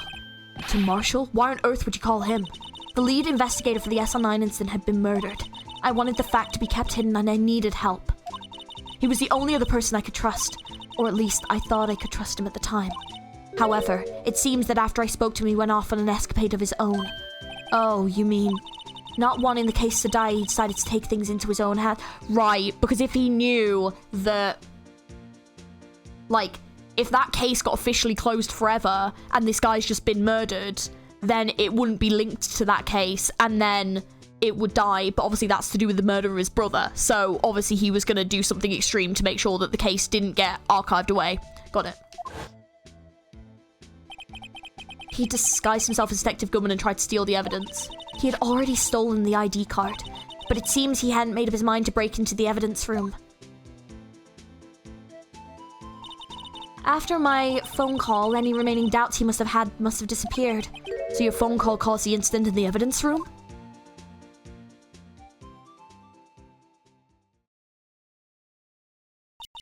I'm afraid that's all I can tell you. But Lana, you've earned my respect, Mr. Wright, both as a defense attorney and an investigator. Now please, don't pursue this any further in court tomorrow. Tomorrow's trial, the only one way to drive off Lana's demons.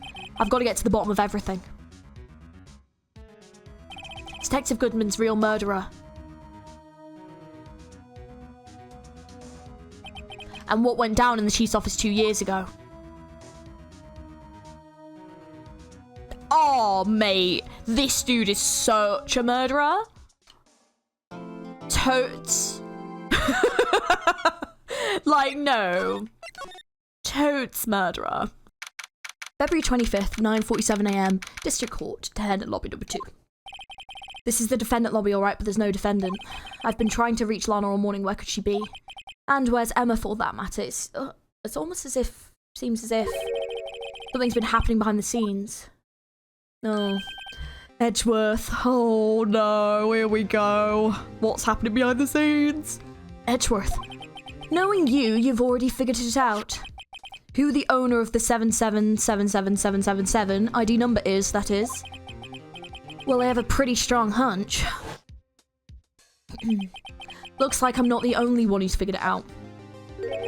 You know, the only reason this trial didn't reach a verdict yesterday is because there was still room for doubt regarding this ID record. If that number does belong to whom you suspect, then no doubt will remain. After all, he hasn't been officially charged with anything. True, not yet. In any event, once all doubt's been removed from that list, I can call for a ruling.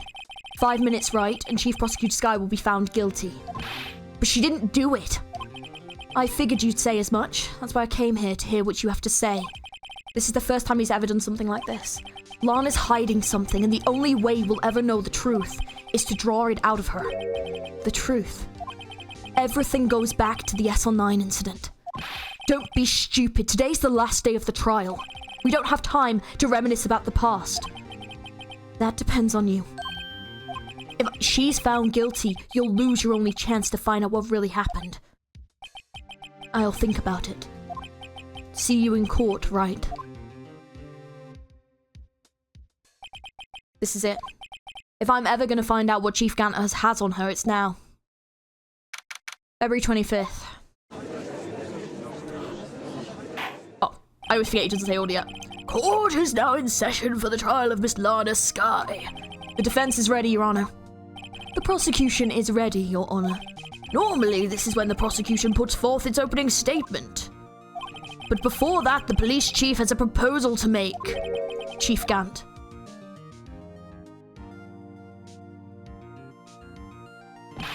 Morning, folks. How everyone doing? Hey, OG. Been back to the pool yet? No, I've been drowning enough as it is in my work. That's a good one. Don't think I can top that. If you don't mind me asking, Chief, what exactly is this proposal of yours?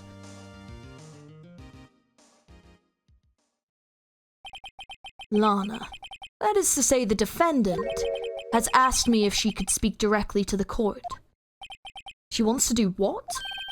Having heard what she intends to say, I feel she should be granted her request. Fuck. Oh, fuck, he's gotten to her. Oh, mate, no. And I bet he's used Emma to do it. You son of a bitch. Oh, I'm gonna get you. I'm gonna get you, lad. Oh, just you wait. In the end, it should save everyone a lot of time and trouble. Fuck. What's this all about, defendant? I'd just like to make one simple request and I'll be finished. Well then, what's your request? Your Honor, I'd like you to put an immediate end to this trial. Shut up, Lana! Shut up! Lana, she's so annoying. Like, dude, I understand you're being, like, blackmailed and your sister's probably in danger and Chief Gant is probably the murderer, but, like, come on! Give me time! I'm joking, kind of, but still, no, she needs to stop it. Like, no. Like, for goodness sake. Huh? I confess to all charges against me. On February 21st of this year, I murdered Detective Bruce Goodman in the underground parking lot of the prosecutor's office. No, Lana. Objection! You can't. Your Honor, the defendant's claim does not change the defense's plea. In that case, Mr. Wright, I no longer require your services. Am I being fired right now? But Lana. Your Honor, I hereby forfeit my right to an attorney. The prosecution may lack direct evidence against me, but it has sufficiently proved its case through testimony and circumstantial evidence. I would like you to render your verdict now, if you please. Well, the defendant certainly has the right to self-representation. Her request is legally valid, although this is an unprecedented situation. Indeed, it appears there is no further need to continue this trial, even if Mr. Wright may feel otherwise. This can't be happening. It appears the time for the verdict has arrived. This court finds the defendant... Objection! Edgeworth! Let's go, my dude! Oh my god, I'm so happy right now. Yes! I'm so happy. I'm so happy. Yes. He feels the same as me. We're both there like, nah, this is dodgy as shit. No, bitch, no. One moment, Your Honor. Mr. Edgeworth, the prosecution has not yet proven the defendant guilty beyond reasonable doubt. Any ruling at this stage would certainly be premature. Come now, Worth. Shut up, Jan. Shut up. You're just trying to cover this all up, you little snake. I'm so angry. I'm so angry at you. I can't wait to find him guilty. He had better be guilty, otherwise he better have a damn good explanation for all this. I'm so mad. I understand this is a difficult time for you, but why don't you just be a good little boy and keep your mouth shut, hmm? Yeah. You waggle that finger at him. I don't think I care for your tone, Chief Gant. Yes, Edgeworth, you and me against the world. We're gonna take this man down. What? Creating another fabrication to cover up your past mistakes. Sorry, but I'm no longer the naive little boy you would have me be. I'm so in love right now. Yes! Get it, Edgeworth! This is amazing. With this sudden confession from the defendant, it's obvious to me some kind of deal was struck behind the scenes, which cannot be done, like, without us being told. Like, no, that's not how it works. Some kind of deal, hmm? Not everyone operates as you do, Worthy. I thought so. Your Honor, the prosecution would like to change its first witness. Oh? To whom? As its first witness, the prosecution would like to call Miss Emma Skye. I request the court hears her testimony. Mr. Edgeworth, I am exercising my right to self-representation. I don't think we need to continue. I don't care what you think, Miss Skye. Yeah, honestly, I'm sick of the lot of them. Edgeworth, Phoenix. Let's go. We're gonna take this lot down because I've had enough. Stop it. The exposure of the truth sometimes results in tragedy. However, no matter how tragic the truth may be, it would be an even greater tragedy to avert one's eyes from it. Very well, the prosecution shall grant the court shall grant the I'm so riled up right now. I'm like, get up! Prosecution's request. That's okay with you, right, Chief Gant? Worthy, you'll live to regret this. He just threatened him. Are you fucking serious? And we're all just there like, la la la. Mark my words. Miss Emma Skye, please take the stand. I have never loved someone this much in my life as I love Edgeworth right now. I'm sure Phoenix feels the same. We're just both heart eyes like, oh my god, Edgeworth, get him. Looks like Edgeworth decided to take the horse by the reins. And you, young lady, hiding shit from me? For goodness sake. Like, just communicate. Now then, witness, please state your name and occupation. My name is Emma Skye. My occupation, I'm Lana's little sister and I want to be a scientific investigator. 2 years ago, you encountered the serial killer Joe Dark of the Joe Dark killings. Is this correct? Yes. I'm trying my hardest to forget about that, though. I'm sorry, but I'm afraid I'm going to have to ask you to recall those events one more time. Mr. Edgeworth, please remember this trial concerns the murder of Detective Goodman. Is an incident that it resolved 2 years ago really all that relevant? Yes, it most said. Thank you! Oh my god, he's finally seen the light. Edgeworth. Yes! Oh my god, I'm so happy right now. He's finally seen the light. I'm so happy. Well, okay then. He sure gave in fast. Now, please testify about what happened to you 2 years ago. The trip to yesteryear has finally begun. It's bound to lead to the truth behind this trial. Okay, 2 years ago, witness testimony. Okay, let's do this. Okay. I was waiting in my sister's office that day. Man came running in and took me hostage. Neil Marshall rescued me, but I'll never forget what I saw that instant. The man raised up his knife and stabbed Mr. Marshall in the chest. Okay, well, that's already wrong. That's wrong. Because he didn't. He got stabbed in the back. Because I remember seeing it and thinking, what the fuck? Well, that's completely wrong. It's a good thing you weren't harmed. I passed out. I don't remember much. That's understandable. However, please tell me, Mr. Edgeworth, what does this testimony have to do with Detective Goodman's murder? That will soon become apparent, Your Honor. You've got to admire him for his courage, considering he has no evidence. Very well, the defense may begin its cross-examination. Well, we have evidence. I already know what it is. I've saw it instantly, but we'll go through the process. Okay, 2 years ago. I was waiting in my sister's office that day. 2 years ago, the defendant was a detective at the police department, correct? Yes. She was a second in command under the deputy chief of police, Gant. My sister, she was the best detective ever. Yes, I remember. Deputy Chief Gant and Miss Skye used to be quite the pair. I believe they shared the same office. That's right. I'd always sit at my sister's desk and dream about playing that organ. I wanted to play it that day too. The police department and the prosecutor's office held a ceremony that day. Lana promised to take me to dinner after she finished her work.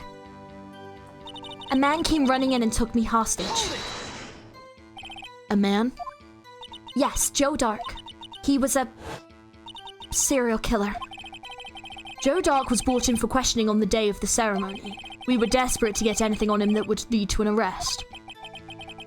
When he saw his chance, he fled the room, right?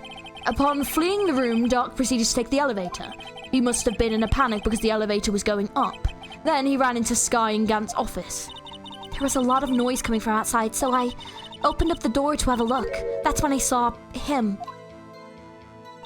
Neil Marshall rescued me. What was the prosecutor doing there? That day, there were 2 people present during Dark's questioning. Deputy Chief Damon Gant and Prosecutor Neil Marshall. Almost forgot about Gant. Neil Marshall had just received the King of Prosecutors Award. Young and dedicated, he went straight into the questioning room after the ceremony. I assume that would also be why he was the first to run after Dark. When Dark grabbed me, I thought I was as good as dead. And that's when Prosecutor Marshall came running in. I don't clearly remember what happened there. See, that's a really good point. Like, you have, like, someone that's, like, the deputy chief of the police and a lawyer.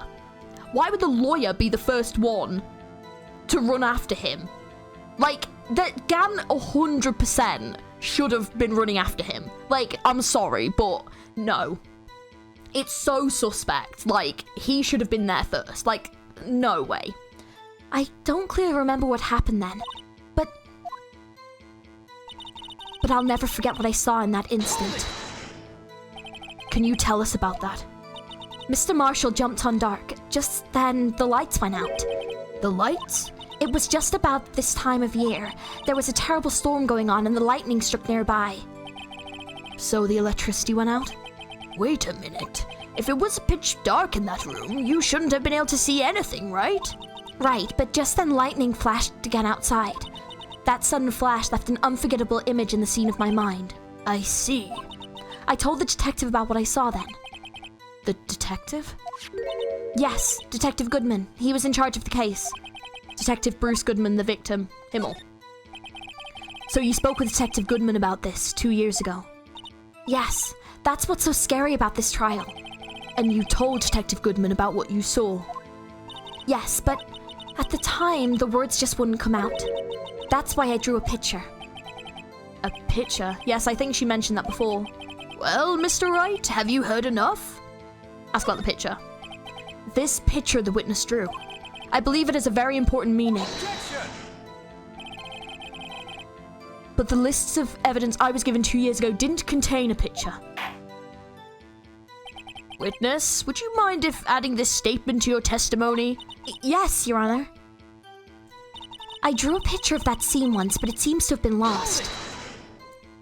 You drew a picture of the scene you witnessed, right? Yes, I wanted to do everything I could to help the investigation. I can still see it now whenever I close my eyes. That's strange. I took over the case after Prosecutor Marshall died, yet I never received any picture. Perhaps the witness is mistaken? But I did draw it, I swear.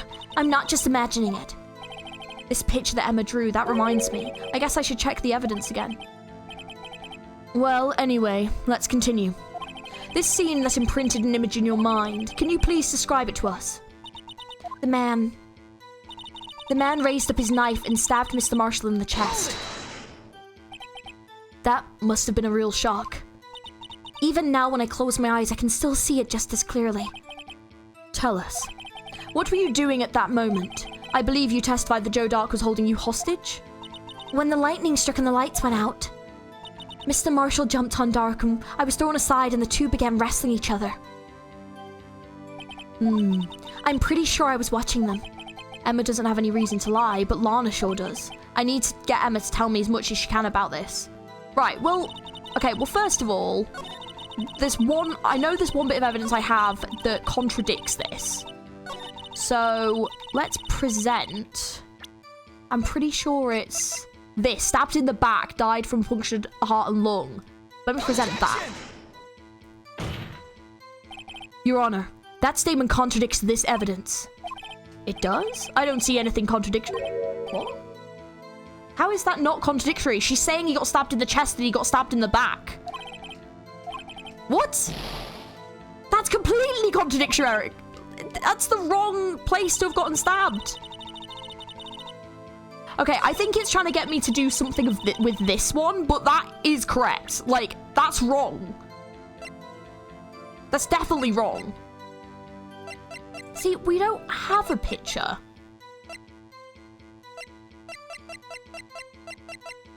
I don't know why it's wanting me to present here, because I don't actually have a picture to present. But she was saying about checking... Is it the evidence list? Hang on. Hang on. This. The evidence list. So... Oh, there it is! A picture is drawn on the back of the evidence list in magic marker. I've got a very bad feeling about this. Yeah, well, that's the picture. So we have it right there. So, present... this? Objection! Mr. Edgeworth. This little girl put all of her heart into drawing that picture. And yet you would insist on denying its existence? Huh? Hey, I'm not the bad guy. All I'm saying is that as the prosecutor for that case, I wasn't handed such a picture. That may well be. But that doesn't mean it doesn't exist. Behold, this is the evidence list for the SL9 incident. Please turn it over, Your Honor. Turn it over. Turn it... Ah, what's this? Yes, what is that? Hey, that's it. That's the picture I drew. Indeed. Two men appear to be wrestling here. What's the meaning of this? What are you doing with that list? Me? Only the prosecutor in charge should have access to that list. Huh? These lists, they're different from each other. What? It would appear, Mr. Edgeworth, that the evidence list you were handed 2 years ago was incomplete. These two lists fit together into form one. You can see the marks here from when they were torn apart from each other. So you see, Mr. Edgeworth, it's quite obvious what happened. 2 years ago, only half of the evidence in the case ever reached you. What? What? Order, order! But Miss Skye, why did you draw your picture on the back of such an important list? Because that's what Detective Goodman handed me in the questioning room, Your Honor. Wait a minute. If this list was torn in half, then that means... Your Honor, are you alright, Mr. Wright? Your eyes are bulging from your head. If the evidence list was torn in half, then there might be more of the drawing of the back on Mr. Edgeworth's list. Yes, that's quite conceivable, Mr. Edgeworth. It's possible. Let's see. Is something wrong? Do you even have to ask? Oh my god. Oh my god. Sorry, Your Honor. There is indeed something drawn on the back of my list. It's that thing. Huh? That thing. That thing was dancing in the evidence room. Clearly, this act of vandalism is the work of a certain chief of detectives. I guess he was out of scrap paper. Evidence list restored and updated in the court record. Very well, witness. Will you please testify about this picture you drew 2 years ago? Huh? Oh, yes, sir, Your Honor. What's wrong with Emma? She seemed to be thinking about something when she was looking at the picture.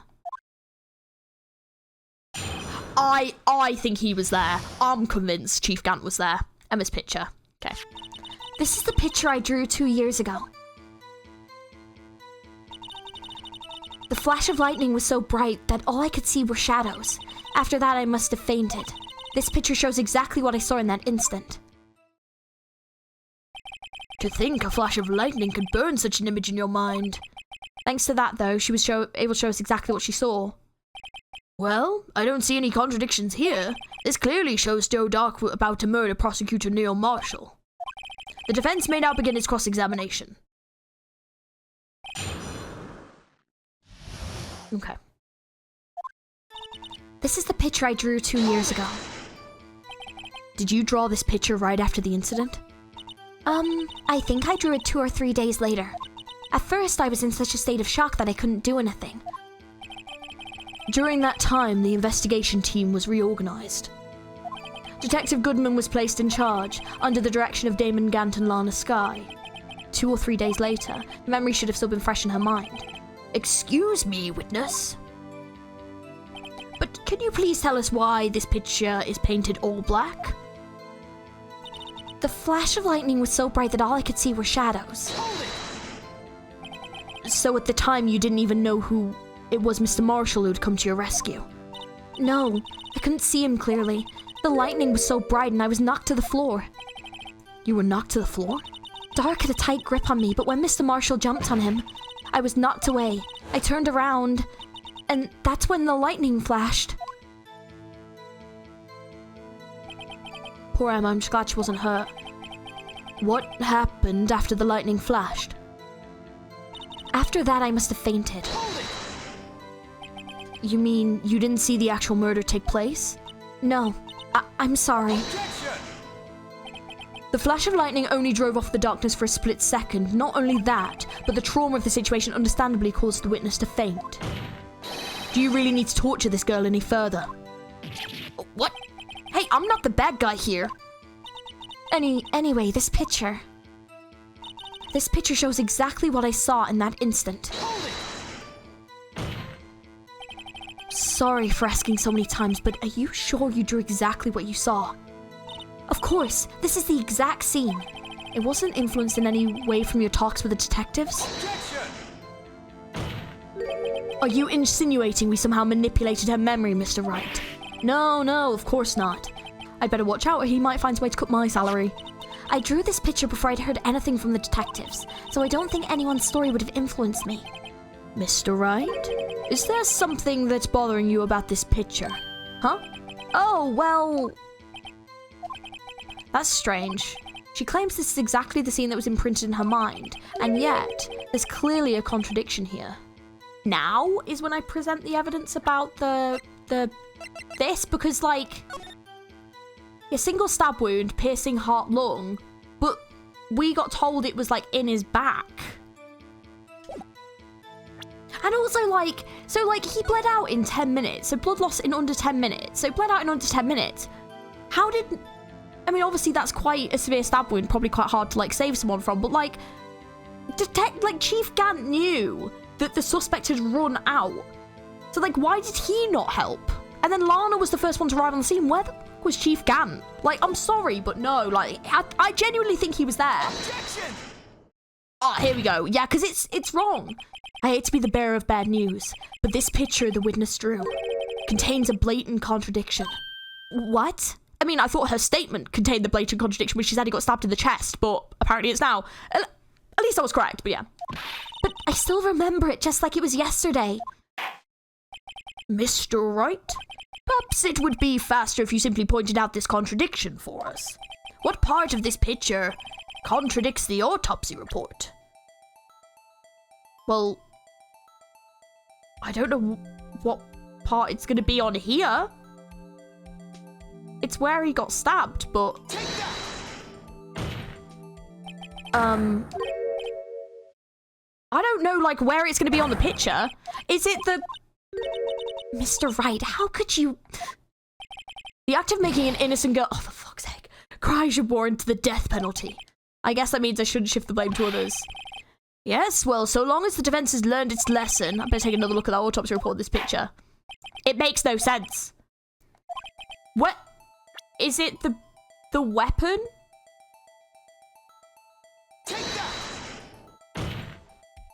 Oh god, I'm gonna lose... Oh, maybe not. The contradiction, of course, lies here. Take a look at the knife the man is holding. If you look closely, you can see its tip is broken. Even I don't have to look closely to see that, Mr. Wright. But Mr. Wright, look at the evidence. See, how is this the problem bit? The problem is that he was stabbed in the back and she's saying he was stabbed in the front. That's completely different. Why is no one pointing this out? It's driving me nuts. But then, yes, the blade was stabbed off inside of him, yes, but how is that the point? Just continue. Just move on, Georgie. It's fine. You don't need to be so pedantic. Oh, God. But Mr. Wright, look at the evidence. See, the murder weapon. Its tip is broken too. If I recall, the tip of the knife was found broken off in the victim's body. It was the conclusive piece of evidence that proved Joe Dark was the murderer. I'm afraid it's not so simple, Emma. Objection! And where, pray tell, could you possibly see a problem? It's obvious, really. The victim suffered a single stab wound to the back. If the victim was only stabbed once, then the murder weapon should not yet be broken. Ah, what's the meaning of this? Perhaps the knife was broken beforehand. Objection! Sorry, but I'm afraid that's not possible. The tip of the knife was found inside the victim's body. If it was broken beforehand, it couldn't possibly wind up there. That's right, but what does this mean? Objection! The tip of the knife was undeniably discovered within the victim's body. The only possible explanation is the witness's memory is mistaken. Objection!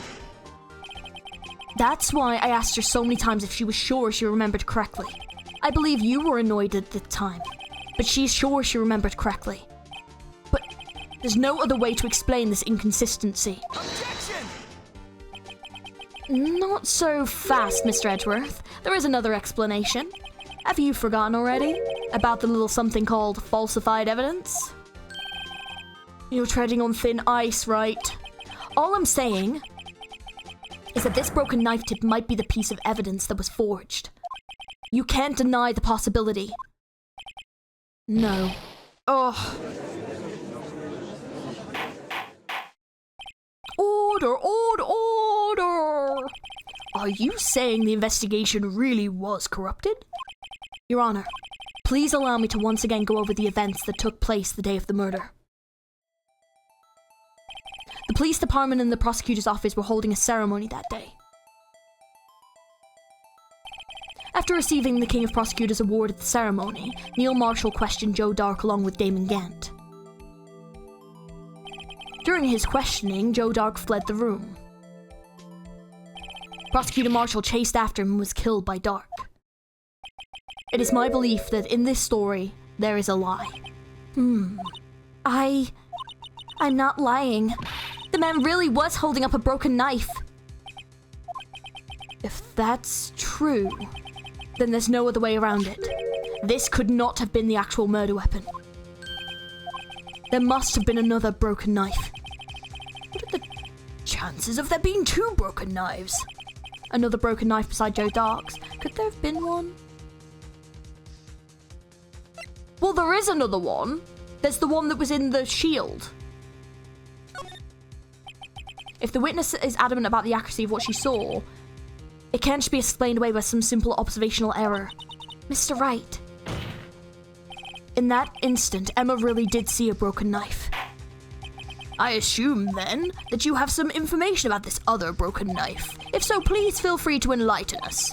The murder weapon was already broken prior to the murder. There's only one way. Take a look at this. Here's the real murder weapon. I think it's in the photo. The answer lies in the past. 2 years in the past. Right here inside this picture. I thought that knife looked similar to the other knife. This is a picture of the... What is it, Mr. Edgeworth? It's the broken murder weapon. Notice the award Prosecutor Marshall is holding. That's a broken knife. As we earlier concluded, the knife in the drawing was not Joe Dark's knife. That being the case, the knife the witness saw was in all likelihood from this award. Order, order, order! Neil Marshall was awarded the King of Prosecutors that day. As an award, he was given this broken shield and knife. When he chased after Joe Dark, he pulled this knife. Being a prosecutor, he did not carry a pistol. This broken knife was the only weapon he had in this dangerous situation. But that can't be. Oh, and why not, Mr. Edgeworth? Because if the King of Prosecutors' award knife was the murder weapon, then the murderer and the victim would be reversed. What do you mean? I mean, the man raising a knife would have been Prosecutor Marshall. Oh. But the prosecutor was the one who actually died. That's true. What's going on here?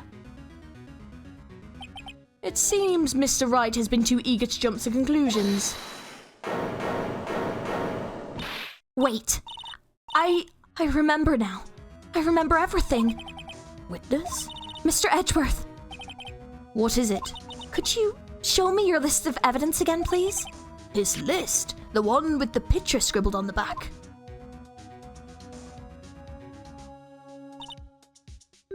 I knew it. This picture. I'm the one who drew it. What? You drew that? That's right. The list wasn't torn in half at the time I drew this picture. Absolute tune. All this time I've been trying so hard to forget. I must have locked this part away deep inside of me. Is it that it's Chief Gann? It's Chief Gann, innit? Is it that it's Chief Gann? I bet it's Chief Gann. Or is it that it's that thing that's secretly the murderer? Oh my god. Perhaps it would be best if we added this to the witness's testimony. Would you please tell us what you recalled, Miss Skye? Yes, Your Honor. First the knife mix-up and now the blue badger. This should be interesting. Emma's recollection. When I saw that man raise his knife, I panicked and rushed towards both of them. I think I knocked away the man with the knife. Just then there was another flash of lightning, and that's when I saw the blue badger. He wasn't in the room, but I'm sure I saw his shadow. Okay, that's a... what? This is certainly most unusual. Objection! Try impossible. The chief of detectives hadn't even designed him until this year. That would mean he didn't even exist 2 years ago. Yes, well, the defense may now begin its cross-examination. Hold it. Stop, please. Don't pursue this any further. Alana? Lana. What is the meaning of this? Please remain seated in the defendant's chair. But you can't do this. I've already confessed to the crime. Why can't you just leave it at that? Chief of Prosecutor Skye. We've already come this far. It's too late to turn back. Silence. The defense will now begin its cross-examination. Bailiff, please detain the defendant. It seems we're finally getting to the core of the matter. See, she knows. She knows something. Emma's recollection. Yeah, like she knows. When I saw that man raise his knife. When you say that man, I assume you're referring to Joe Dark? Yes, at least I think it was him. You think? All I could see were shadows. The power outage that immediately preceded the incident also documented in the prosecutor's office reports. So then you... I panicked and I rushed towards the both of them. Why would you do something so dangerous? What else could I have done? He was about to stab Mr. Marshall. She seemed convinced that Dark is the one holding the knife. But as we've just theorized, Mr. Marshall was the one holding the knife. Well, I didn't know that at the time. When I saw that Dark guy knocked me down, but all I could think was I've got to help the other person. I think I knocked away the man with the knife. What do you mean, you think? It all happened so fast and I was in shock. I don't remember everything clearly, but what I did, it's all kind of a blur. Miss Skye was almost killed before she witnessed to a murder about to take place. With so much happening in a matter of seconds, a little disorientation is only natural. I saw the man about to stab the other person who I thought was Mr. Marshall. I knew I had to stop the man with the knife.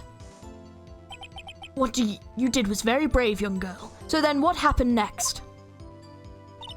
Just then there was another flash of lightning, and that's when I saw the blue badger. Are you sure about this? Of course. See? I even drew a picture of him here. That's a good point. But it was the chief of detectives who thought up this hideous beast. And that was just this year. The blue badger didn't exist 2 years ago. This is all quite verifiable. I know it sounds strange. I was surprised too when I saw him in the police department. I had this nagging feeling that I'd seen him before somewhere. Now I finally remember. Oh, brother. Just when you thought this thing had caused enough commotion. Tell us, where in the room did you see him dancing? He wasn't in the room, but I'm sure I saw his shadow. His shadow? So you mean you didn't actually see his face with his winning smile and all? That's right, but I still remember it. He had these 3 creepy horns. This is pointless.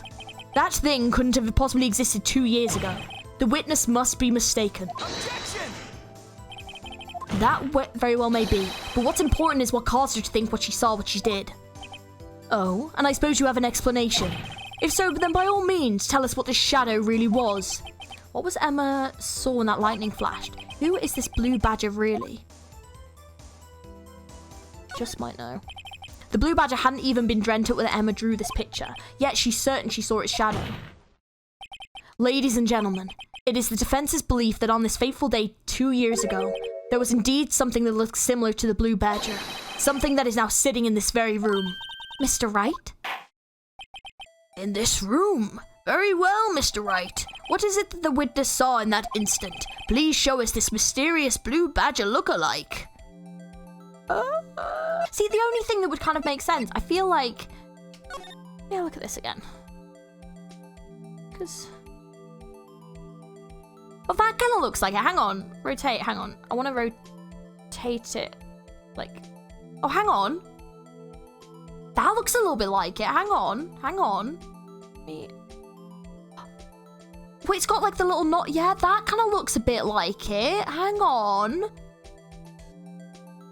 Oh, maybe it is that. It could be that. It's the only thing I've got that's got like the little things on that could be mistaken for it. Let's present that. I think I got it right. The mysterious blue badger was in fact this. But that's... what exactly is that? I believe it's some sort of jar. But Mr. Wright, that doesn't look anything like the blue badger. It indeed doesn't. As it stands now, it's just a plain jar. However, what if we were to change our viewpoint? I've just fucking done that. Oh my god, I'm a genius. Our viewpoint. I've got to show them the correct angle to look at this from. Yeah, so... We're going to want... Oh, hang on. Rotate. I think it's this way. The way I just did it. I think. Like... Here? Maybe? Oh, unless... No, it must be this way. Like... There? Objection! Allow me to remind the defense this case hinges on the witness's drawing. If Mr. Hatch can't match the shape the witness drew, we cannot accept his claim. I've got to find just the right angle. Maybe I should rotate it vertically a bit more horizontally. Come on, Mr. Wright, you can do it. I've got to show them the correct angle to look at this from. I'm trying to... I think it is that. Is it got to be up a little bit? Maybe like... Maybe a little bit more up? Like... There? Well, is this a miracle or what? No one can possibly deny this jar's resemblance to the blue badger. Genuinely, not where I thought. No, it can't be. Oh, sorry. Wrong accent there. Oops. Order, order! The defense has proven its claim. The mysterious blue badger witnessed on the day of the crime was actually this. Objection! Although we enjoyed Mr. Wright's dramatic performance, one question remains. What's your point? What do you mean? So the badger thing was actually just a jar? That doesn't change anything. Objection! I'm afraid that's where you're wrong, Mr. Edgeworth. You see, this changes everything. Indeed. Very well then, please tell us. What's different now that we know the witness saw this jar?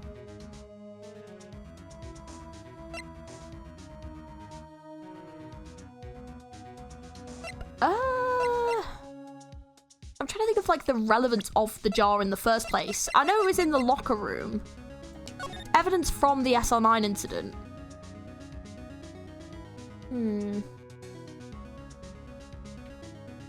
Oh, hang on. I didn't know I could select this. The jar has no bottom, so the hole goes right through. I wonder if it's really a jar or some kind of weird telescope. Yeah, it's quite weird. Artifact from enchant, Chief Gant's safe, blood traces. See, the fact that he had part of it kind of, yeah, maybe the murderer? Allow me to take these in turn. At the moment of the murder, the witness saw this jar. At the very specific angle, I might add, Mr. Wright. Yes, well, knowing this, where could she have seen this jar? Where? The location of the jar is shown in the picture taken on the day of the crime. It's on the shelf in the office of Damon Gant. But the body was found lying near Lana Sky's desk. The witness testified so herself. Objection! Yes. And it's these two facts that reveal what really transpired. You see, the struggle between Dark and Marshall did not take place in Lana Sky's office. It happened on the other side of the room in Chief Gant's office. Objection! Are you implying the murderer moved the victim's body from Damon Gant's office to Lana Sky's office? Yes. Why would he do that? There's no reason. Exactly. If there wasn't a reason, he wouldn't have gone through the trouble. The only logical conclusion is that there was a reason. Do you know what that reason was, Mr. Wright? I finally figured it out, so this is why Lana tried to stop the trial. It's too late to quit now, though. Please recall the witness's testimony. She said she knocked away the man who was holding up the knife. In the next instant, the jar was hit and flew into the air. Now tell me, what could have sent the jar flying? That would have had to have been the impact the man made when he knocked into the wall. Ladies and gentlemen, if I may draw your attention to this picture once more. If the man who knocked in the direction of the shelf the jar was sitting on, what would he have hit? Ah, the suit of armor, holding a very sharp and dangerous-looking sword. Yes. And since the man who knocked into the armor was carrying a broken knife, he would have had to have been Neil Marshall wielding the King of Prosecutors trophy. No. Mr. Wright, you can't be thinking. Yes. There is another possibility as to what actually transpired in that room. Another possibility. Of course, the perpetrator would have had no idea, but nevertheless. I don't know if I can go through with this. Mr. Wright, what's the matter? If events took place as the defense theorizes, then the outcome is obvious. In that moment, assuming the man Emma Sky knocked away was actually prosecutor Neil Marshall.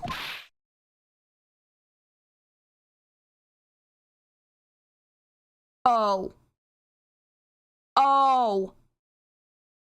No, wait, that is not what I thought. What the fuck? She killed him? You mean Mr. Marshall died because of me?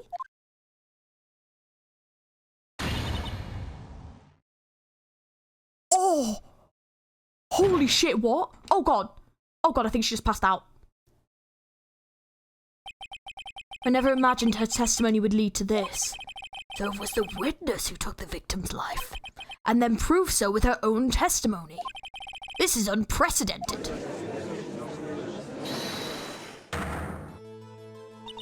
What? What are you saying? I'm sorry, Miss Sky, but given the circumstances, Joe Dark murdered Prosecutor Marshall. How can you think it was Emma? How dare you try and pin the crime on her? Imagine that coming from you. If you recall, it was you who admitted to forging evidence 2 years ago. The reason you moved Prosecutor Marshall's body was to keep anyone else from finding out what Emma did, wasn't it? I assure you, Mr. Edgeworth, I have no idea what you're talking about. Oh, here we go. This is the reason why. Because Gant found out and knew. So he held this over her because he had the things that could prove that she did it. Oh my god. Oh mate, you've got to be joking. Holy shit. I'm still suspicious of him. I still think he's murdered someone, but yeah. If you hope to have anyone believe your insane allegations, I'm afraid you're going to have proof. Tell me, do you have any conclusive evidence that proves my sister killed Neil Marshall? Evidence? I'm willing to bet you don't. Yes, it certainly would be difficult to prove with this evidence. If we don't have any evidence, then we'll have to rely on testimony. I'm afraid that won't work in this case. Both parties involved in the incident are dead. We certainly can't get dead people to testify. This has all been a wild goose chase from the beginning. Touché, Miss Skye. Of course, that only leaves us with one possibility. You mean there's still another possibility? What do you mean, Mr. Edgeworth?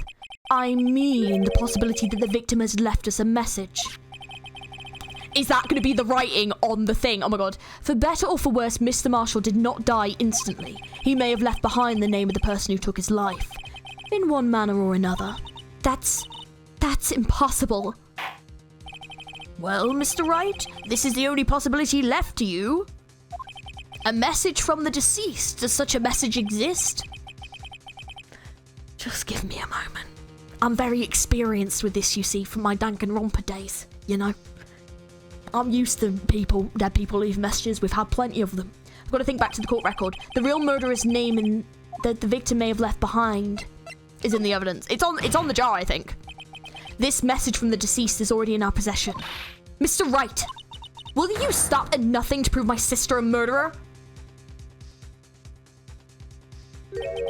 Do not be mistaken, Miss Skye. Our purpose is not to accuse Emma of any crime. There is only one thing we seek, the truth. No matter how painful it may be. Now then, Mr. Wright, please show us the piece of evidence that conveys a message from the deceased. It is going to be the jar. I think it's this. This is the message left by the deceased. This is that blue badger from before, right? Oh, is he going to just speak the killer's name? If that thing could, I'm sure it would.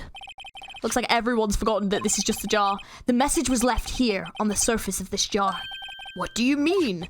If you look closer, you can see the faint trail of blood on this jar. It looks like someone wiped the blood away. Yes, but notice, for some reason the blood on the fragments was not wiped away. Yes, there is a line here drawn in blood. So what you're saying is that these dots were once lines. Prosecutor Marshall did not die instantly. He used the few precious moments left to him to leave behind a message. One that someone apparently wiped away. But blood must have seeped into the jar where the lines changed direction. Oh god. Precisely so. All we need to do is connect these points, and the victim's message will become apparent. No. Mr. Wright, what kind of message did the victim leave for us? Your Honor, I believe these bloodstains will reveal to us the answer. I've got to connect these dots to make letters. There's only one thing the victim would have written given the circumstances, his murderer's name. Well, oh, I can see it. Hang on. There? So is that Emma? Yeah, E, and then M.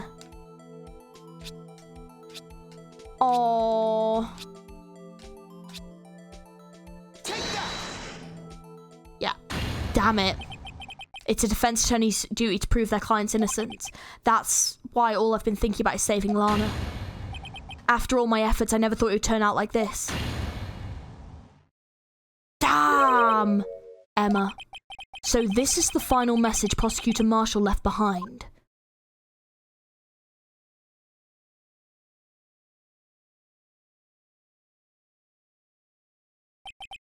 Of all people. She may not have meant it, but in the end, the one who took the victim's life was Emma Skye. Oh, fuck. Oh, and she didn't mean to. She thought, oh, God. See, Worthy? Can't say I didn't warn you. You. He's definitely done something bad, though. Chief Gant, do you understand the implications of what you've done? What? What are you talking about? 2 years ago, Joe Dark was sentenced to death. He was convicted because of his final murder. I believe you were the prosecutor in that case, were you not? Ugh. Yes, Worthy. Because of you, an innocent man was sentenced to death. Well, hang on a minute. Did he still not do all these other serial killings? Not only that, but you used forged evidence to ensure his conviction. This dude is a freaking asshole. Objection! But Joe Dark really was a serial murderer. That's undeniable. I'm afraid that's not important. Didn't you know we aren't defenders of justice? What? We're merely keepers of the law. Sentencing a man to death is no light matter, even if there wasn't any cover-up or evidence forgery. Ultimately, the responsibility falls on the prosecutor in charge. Despite what anyone may say, this fact cannot be denied. See, hang on a minute. That is ridiculous. Because at the end of the day, like, yes, as a prosecutor, you have to check through everything and make sure it all lines up correctly. But if, like, people have literally forged evidence and put it in and it lines up with everything else, then how would you know? That's ridiculous. Like, no, like, the police officers that forged evidence should be held accountable. Oh, I can't wait to take this guy down. He's evil. He's evil. No. Come on. What's going on at the prosecutor's office? They might have sent an innocent man to death. How can he just stand there like it wasn't his fault? Order, order, order, order! This dude. The gavel's pounding fell on deaf ears. Unable to settle the crown, the judge declared a recess. Where this trial is headed, no one knows. Oh, mate, I can't believe Emma did. Oh, I feel so bad for her, though, because, like, she didn't mean to. She was just trying to help.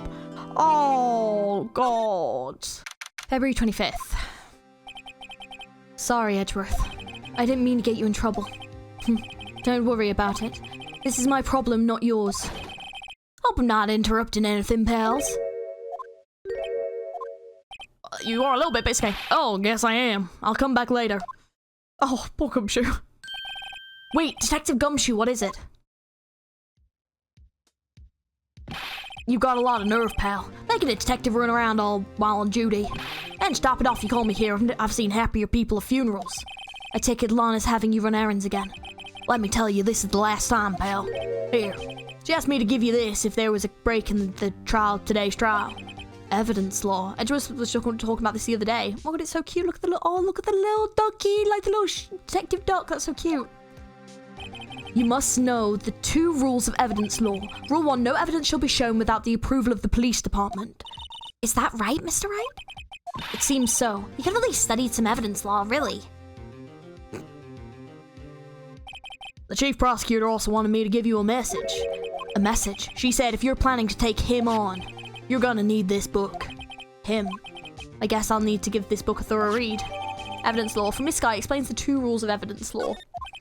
Doesn't look like that old book will do you any good now, though. All that's left now is chief prosecutor's sentence. That's where you're wrong, Detective. Huh? Haven't you figured it out yet? Why I'm still sitting in that prosecutor's seat? Despite all these allegations being thrown at me.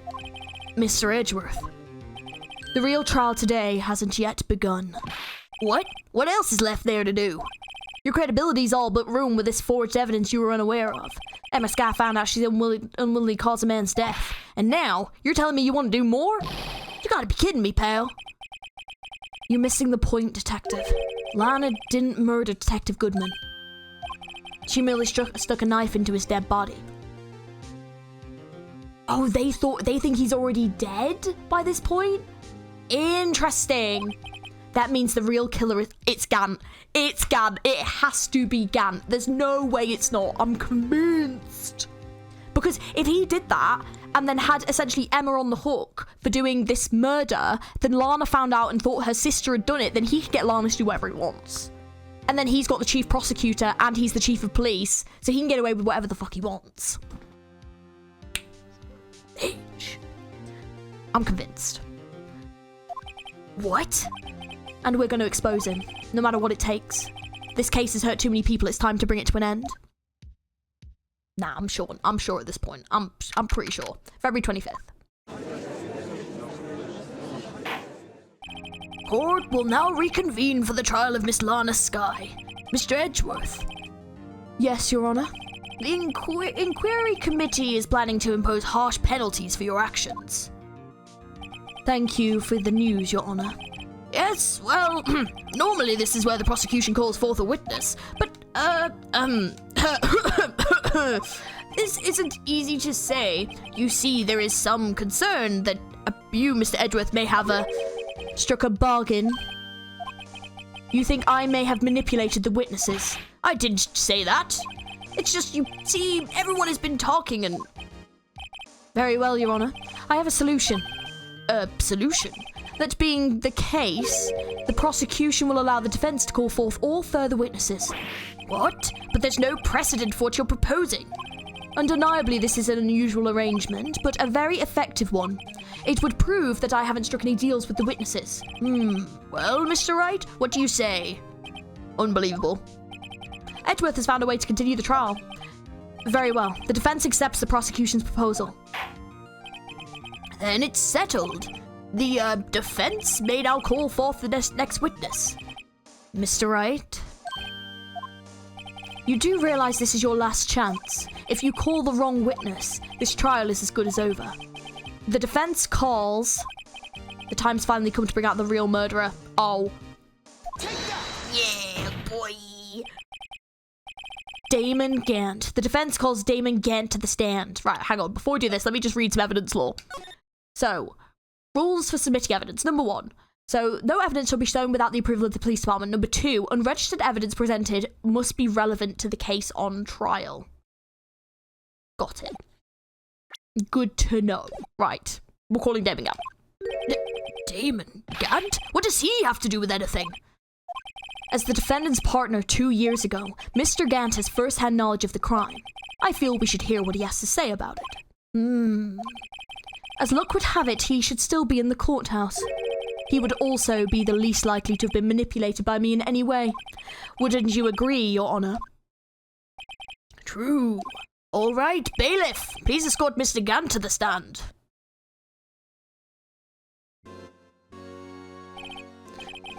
Witness, please state your name and occupation.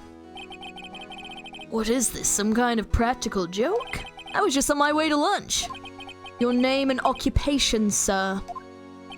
Worthy, are you sure you want to do this? Your name and occupation. So, you want to play hardball, huh? Please, Mr. Gant. Fine. My name is Damon Gant. I'm the acting chief of police. Now then, Chief Gant, your court requests to hear your testimony. Oh, righto. What's with the grim face? First, let's clear up this SL9 incident. Oh, you mean that time when Lana's sister murdered that prosecutor? Personally, I think it's been made pretty clear already. There are still some things unaccounted for. Oh? Like what? Like the role you played in all of this. Son, either you're very brave or very foolish. You are aware, of course, that a police chief has all kinds of weapons at its disposal. Is he just outright threatening us at this point? What is this? He's just threatening us at this point. This is crazy. At his disposal, weapons. Sure, take my testimony for example. I don't have to give it if I don't want to. What? Is that true? I'm afraid so. The chief of police has the right to refuse to testify.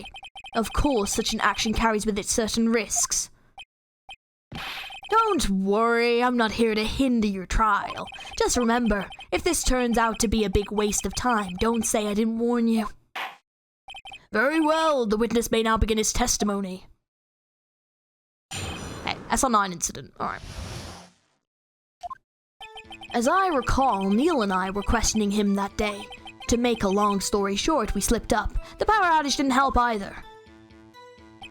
When we went to my office, I found Lana there. Apparently she had already arranged the crime scene. As you can see, I had nothing to do with the forgery. Absolute bollocks. Absolute bollocks. Is that when Dark was arrested? Him? He was lying on the floor unconscious.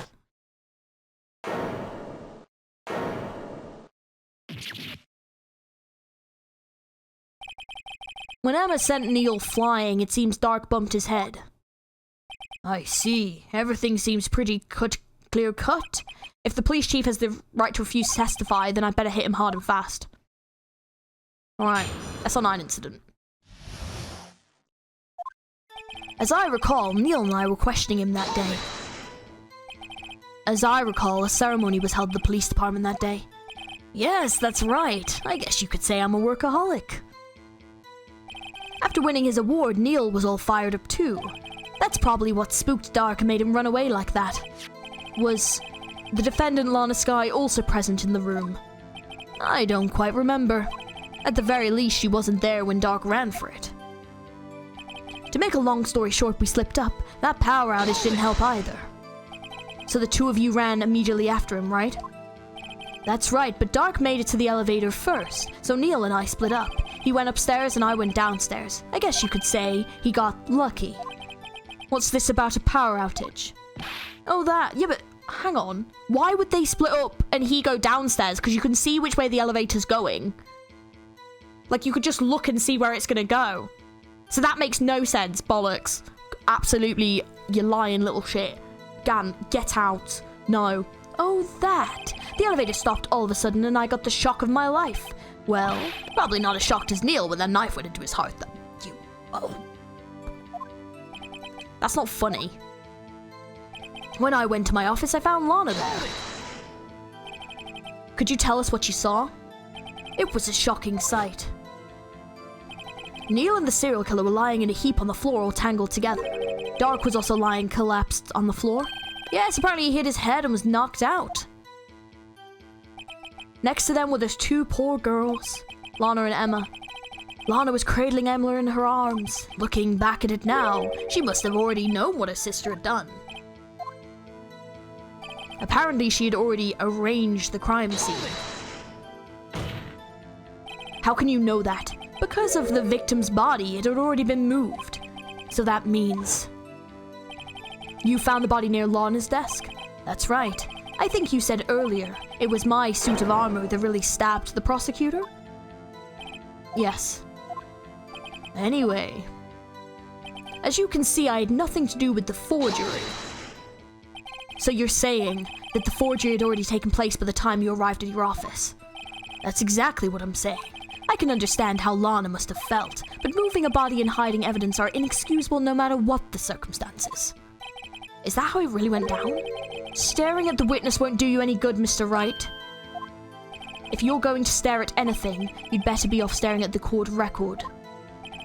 Worthy, always the smooth talker. But which piece of evidence ties Gant to the forgery? Lana did admit to forging evidence, but that can't be the whole truth. Somehow I've got to link Gant to the incident. Okay, I don't think it's that. I'm presuming it's going to be this, but in regards to... See, because half of it was in the desk, so we know that much. We also found the piece of cloth. Those two, and we also found the unstable jar. I think I'll start with this one, because this one we know was actually part of the crime. Like, it got knocked over and it was in his, like, desk. So, let's go with this one. Objection! Yes. You claim you had nothing to do with the forgery. But I'm afraid that is a claim you cannot back up. Explain yourself? Several pieces of evidence were found in your office. Take this jar, for example. That's the blue badger you showed us earlier. A piece of this jar was discovered in your safe. Not only that, but the evidence list I presented earlier was actually found inside your desk. It was found where? You see, Chief Gant, these articles of evidence uncovered in your office are both concrete proof that you absolutely played a part in the illegal investigation. Chief Gant, what is the meaning of this? Oh, there's a defense attorney who may even rival Worthy. So you admit to it then, that you were involved in the forgery? Who, me? Or do you mean you? Me? Why would I have anything to do with that? Well, You were the one who snuck into my office when you found this evidence. Prosecutors aren't the only ones capable of He's such a... Sneaky little oh, he's making me so angry. Trying to, like, flip everything round. Get out. Prosecutors aren't the only ones capable of forging evidence, you know. Defense attorneys can do so, too. Isn't that right, Righto? Objection! However, Detective Gumshoe was present during the investigation. Worthy, my boy. Not even detectives are exempt from the law. Rest assured Dick will receive his due punishment. What? If Detective Gumshoe's salary drops any further, I'll end up paying to work. Yes, well, in light of the detective's presence, please give us your testimony regarding these pieces of evidence found in your office and their relation to the forgery that took place at the crime scene. My. Kids these days no longer know how to put two and two together. Okay, evidence of forgery. Okay. Let's see, what was it now? A jar fragment and a list? For all I know, you could have planted them in my office. Anyway, you can't prove when those pieces of evidence were discovered, and if they were found after Dart was convicted, then they're worthless. There's no reason I participated in a forgery. Rearranging the crime scene wouldn't help me out in any way. Well, of course it would. Mr. Wright? Yes, Your Honor. When investigating the crime scene, you should have been more careful to observe protocol. You do understand that I am Chief of Police, right? There will be consequences. Oh. Indeed, I believe I will press charges so you won't make the same mistake again. My apologies, Chief, but would you mind waiting until tomorrow for that? Today is, well, you know. All right, Udgy, in return, though. I know that place, right? See, this is completely ridiculous anyway, because he has a personal relationship with him. For God's sake, it's also crooked and criminal. Huh? What, these guys telepathic? Right, let's press him. I can't wait to take this guy down. I've never wanted to take down someone in this game more. Genuinely, I want to take this guy down. He sucks. Oh, I know, you could have planted them in my office. I'd appreciate it if you stop making these ridiculous allegations. Yes, you do have a point. You wouldn't have the guts to do something like that. What? I'll have you know, back in the day, I once broke into a cattle ranch and tipped... Mr. Wright, what are you saying? Anyway, you can't prove you didn't carry in the evidence, can you? If you have proof to the contrary, you're gonna need it later. Later? What are you talking about? What else? I'm talking about when Mr. Ryder's prints are found. Yes, if they're found inside my safe, they would prove his investigation was illegal. I've never faced anyone as slimy as this guy. Same. Honestly? Ew. Gross. Anyway, you can't prove when those pieces of evidence were discovered. What do you mean by that? This is all purely hypothetical, of course, but I suppose I did place those items in my safe. Such an act wouldn't necessarily constitute forgery. Objection! If concealing evidence found in the crime scene isn't forgery, I'm not through speaking yet, Righto. It all depends on when the evidence was discovered. If they found after Doc was convicted, then they're worthless. Are you saying this jar fragment wasn't discovered in the initial investigation? It would appear not. After all, it wasn't listed in the evidence list. For all we know, it could have suddenly materialized the day the Dark was sentenced. Objection! Oh, wouldn't that be convenient, right? The Chief is talking about a possibility, so long as you can't rule that out. Your remarks, however clever they may be, will only succeed in wasting time. Tell me something I don't know. Come on, Righto. Think about it. There's no reason I participate in a forgery. How can you look me in the eye and say that? Because I'm innocent. Remember? Who was it that murdered Neil? I'm not sure I care for the word murder here, but in the end, the person responsible for Mr. Marshall's unfortunate demise was Emma Skye. Well, now do you see? Rearranging the crime scene wouldn't help me out in any way. Really, Chief Gant? At the very least, there is one very large benefit that you reaped from all this.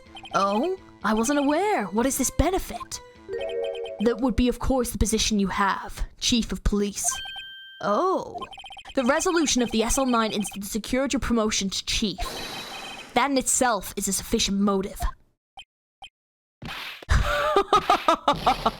Oh, that's a good one. Huh? Do you really think I'm that incompetent? What do you mean? Even without that case, I was already in line to become the next chief. The resolution of SL9 merely sped up the inevitable a little. Is that true, Edgeworth? Yes. He was going to be made the chief anyway. Ugh. Be careful when pointing that finger, or you might wind up being the one pointed at. So that means there's only one possible motivation for you to commit forgery. If you didn't do it for yourself, then you did it for someone else. Don't be silly, Worthy.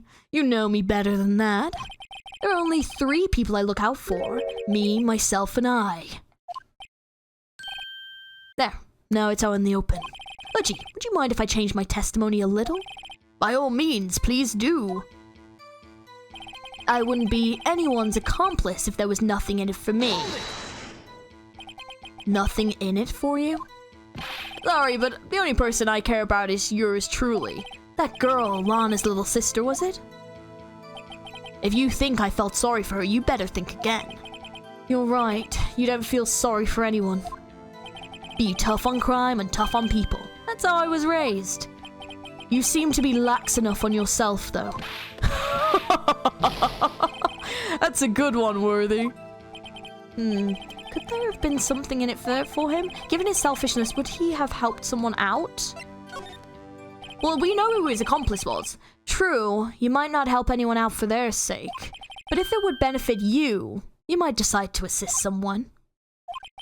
Mr. Wright, it appears you're positively determined to portray the chief as a nice man who likes to lend people a hand. That's not what I mean. Very well then. Who is this person you believe Chief Gant may have helped forge evidence? Well, Lana, I think. Take that!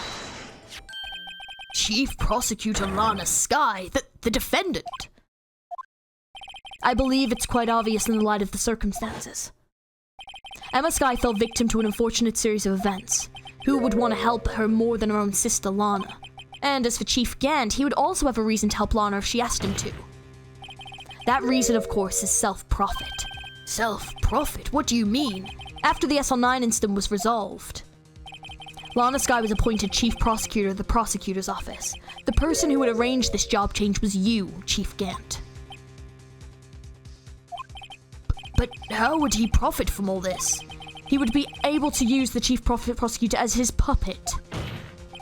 Essentially, he would acquire unchecked authority over all investigations. Do you mean to tell me that despite the Chief's formidable appearance, he plays with puppets? Oh, wait.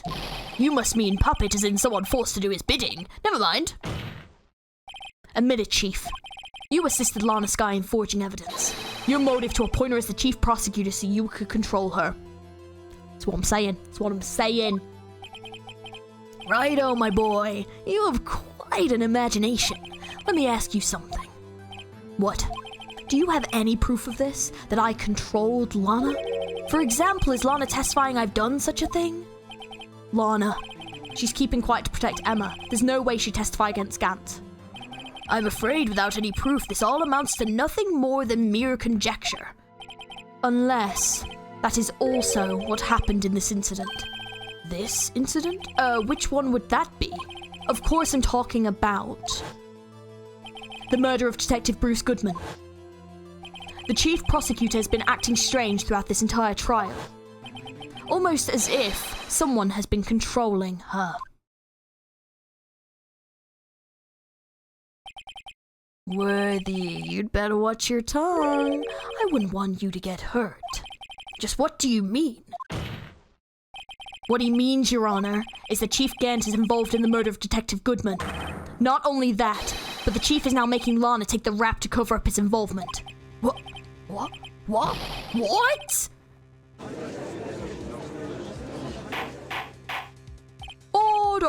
Order! I said order! Mr. Wright, you can't be serious. Huh? This is an affront to the highest ranking officer in our law enforcement agency. To accuse the Chief of Police of blackmail and murder? That is, impossible! possible? Well, it's possible. Why is it true then? Your Honor, I was merely reiterating what Mr. Edgeworth said in easy-to-understand language. It's too late, Mr. Wright. There's no turning back for us now. It looks like he's the one who decided to go through with this. Can you prove this, Mr. Wright? That the chief, a high-ranking officer of the law, is involved in this murder? Good question. Regardless of his rank or title, Chief Gant is just a man. The question is he a criminal? I believe the evidence will tell. I see. All right then. Let's see what Mr. Wright's got, and it better be good. Show us this evidence that ties Chief Gant to the murder of Detective Goodman. Okay, well, we know one thing. We know one thing that we've definitely got, which is the ID record with his number on it. And that was 20 minutes before Edgeworth was in the room. So we know that. This is the ID card list. Yes, the one that shows who entered the evidence room on the day of the crime. There was one ID on the list we couldn't determine the owner of yesterday. 7777777. Sorry, but there's no way you can prove that's my card number. It's your number. What? How do you know that? The safe in Chief Gant's office requires a code to open. A 7-digit code. 7 digits, you don't mean. I'm afraid so, Your Honor. The code was 7777. The same as the remaining ID card number on that list. Chief Gant, you entered the evidence... Yes, bitch, sweat. Sweat. Oh my god. Oh my god. Okay. You entered the evidence room on the day of the crime. Order, order! Chief Gant, what do you have to say? Oh, nothing. The defense search of my office was a violation of regulation. And I will demand Mr. Wright be punished to the maximum extent of the law. But right now, this court demands an explanation from you about the use of this ID card. Chief Gant, so you admit it? You entered the evidence room on the day of the crime? What about it? I'm the chief of police. Whether it's the evidence room or the bathroom, what's the difference? I can go anywhere I want. Tell me, when you entered the room, were you alone? I always go to the bathroom alone, as I do with the evidence room. Detective Goodman wouldn't happen to be with you that day. See, we didn't actually have an explanation as to why the locker was open, did we? So hang on. We might be getting that explanation right now. I don't think we did anyway. Would he? Of course not. Why would he be? I hadn't seen him in days. Objection! You hadn't seen him in days, Chief Gant. I'm afraid you've just undone yourself. On that day, you had to have met with Detective Goodman. What do you mean? This trial's purpose is to determine Lionel Sky's guilt. Objection! No, it isn't, Your Honor. This trial's purpose is to determine the truth. If Chief Gant met the victim on the day of the crime, then we need to determine one thing. What transpired during that meeting? In that case, Mr. Wright, I'm going to have to ask you for evidence. Show us proof that the victim went to meet Chief Gant on the day of the crime. Hang on. Oh, wait, hang on. Was it... When was this? I can't remember when this was brought over. A116 is on the tag. That means it's nothing to do with the current, so maybe not that.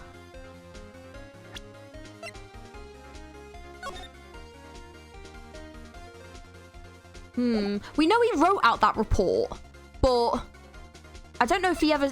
I don't think he ever submitted it. I mean, maybe it is his lost item report. Because he can only submit that to the chief of police, so maybe he did go and see him.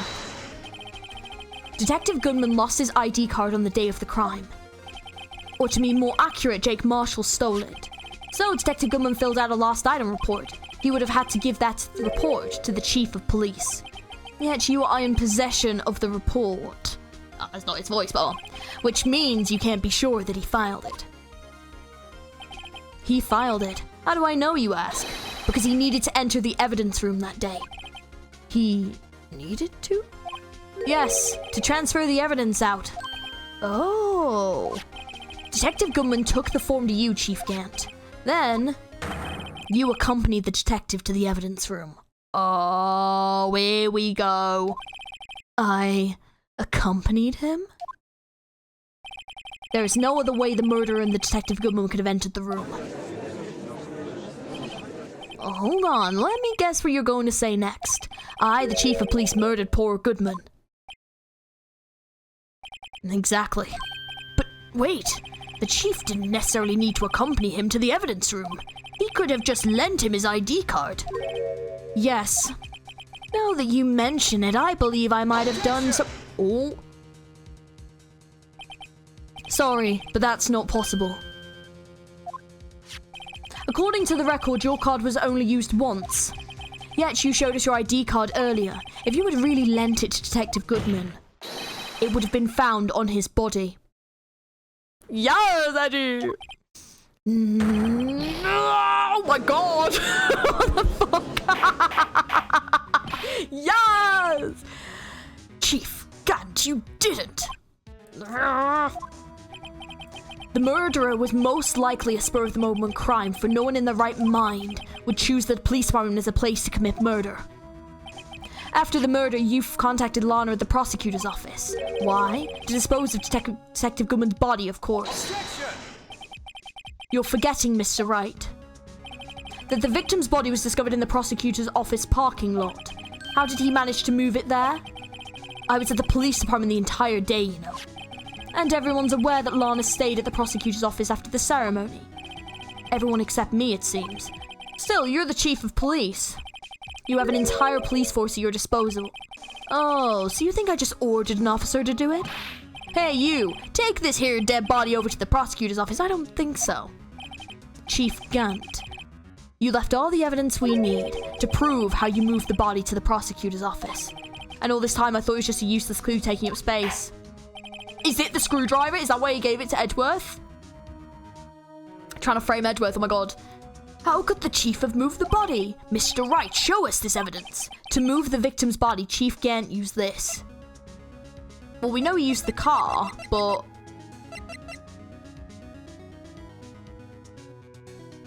Is it that? This is how he moved Detective Goodman's body. What's that? A screwdriver? But what does that have to do with this case? Mr. Edgeworth, think back to the day of the crime. What is this screwdriver doing here?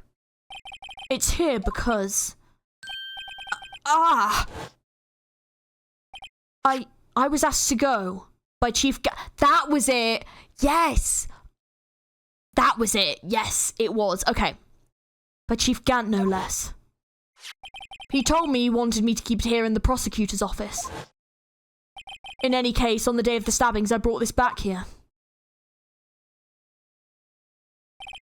After the ceremony ended that day, I didn't plan to return to the prosecutor's office, but you did, because Chief Gant asked you to. You mean The body was found in the trunk of Mr. Edgeworth's car. I think it's obvious what happened. The body was moved by that car. Detective Goodman's body was carried in the trunk of Mr. Edgeworth's car. Yes, unless of course you have another explanation, Chief. Why else would you have asked Mr. Edgeworth to transport evidence from a closed case? There's only one plausible explanation. To transport the body to your accomplice, Miss Lana Skye. Order, order, order! What's going on here? Is there no room for rebuttal in the defense's outrageous accusation? Think back to the photograph Miss Starr took at the prosecutor's office. It was not a photo of the body being stuffed into the trunk being taken away. It was exactly the opposite. It is a photo of the body being taken from the trunk. Chief Gant, please say something. I believe. Your time's up. My time's up. Sorry, Rhino, but I'm having lunch with the District Attorney General after this. We have to get going if we're gonna make it in time for the early bird special. Objection! But the cross-examination isn't finished yet. Remember what I told you earlier. A police chief has all kinds of weapons at his disposal. Weapons? Like the right to refuse to testify. I'm invoking that right now. That's absolute bullshit. What? That is not a right to be casually invoked. There are certain risks to be considered. Objection! So you're going to just run away after all this? Run away? Don't make me laugh, Worthy. I stabbed old Goodman. That's what you're saying, right? But if you had any conclusive evidence, you would have presented it by now. Well, You think I had Lana dispose of the body? If so, then show your proof and get it over with. I'll say it again, Mr. Wright. Damon Gant is the current chief of police. This court will not tolerate any accusations against him without concrete proof. Well, Mr. Wright, Your Honor, do you have any concrete proof? Proof that Chief Gant murdered Detective Goodman and made Miss Skye dispose of his body. Do I have any concrete proof? Do I have anything? Like, do we actually have anything? I mean, we've got, like, the knife. But that's obviously the second knife. We have the knife that was used. But we don't really have any proof that he did the stabbing. S9 is attached to the tag on the knife. It was the weapon that was used incident 2 years ago. Has known many victims. I mean, if Lana can testify, that's obviously going to be even better. But I don't think I've got anything. No proof yet. It's no use showing evidence I'm not even sure of myself. No, Your Honor, at present I have no conclusive evidence. See, Uji? In that case, this court is forced to penalize you for your allegations against the chief. What? Here's a tip. Never gamble what you can't afford to lose, Righto. It seems that Lady Luck was on my side again today. Okay, Uji, I'll leave the rest to you. We need to get Lana on our side. We have to get Lana. Like, we need Lana. I warned you earlier, Mr. Wright. This is an affront to a senior officer in our nation's law enforcement agency. Lady Luck, Maybe we should have a word with her. Mr. Edgeworth, what do you mean? There's only one lady who knows the real truth behind this trial.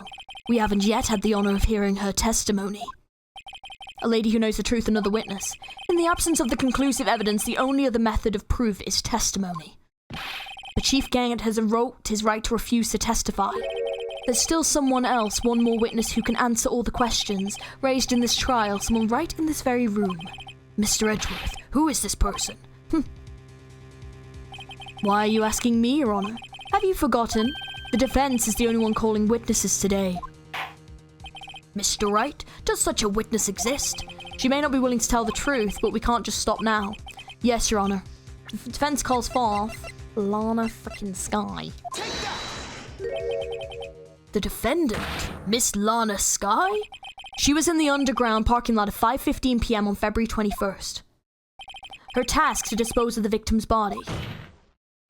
In accordance with a certain someone's orders. Mr. Edgeworth? The prosecution has no objections, Your Honor.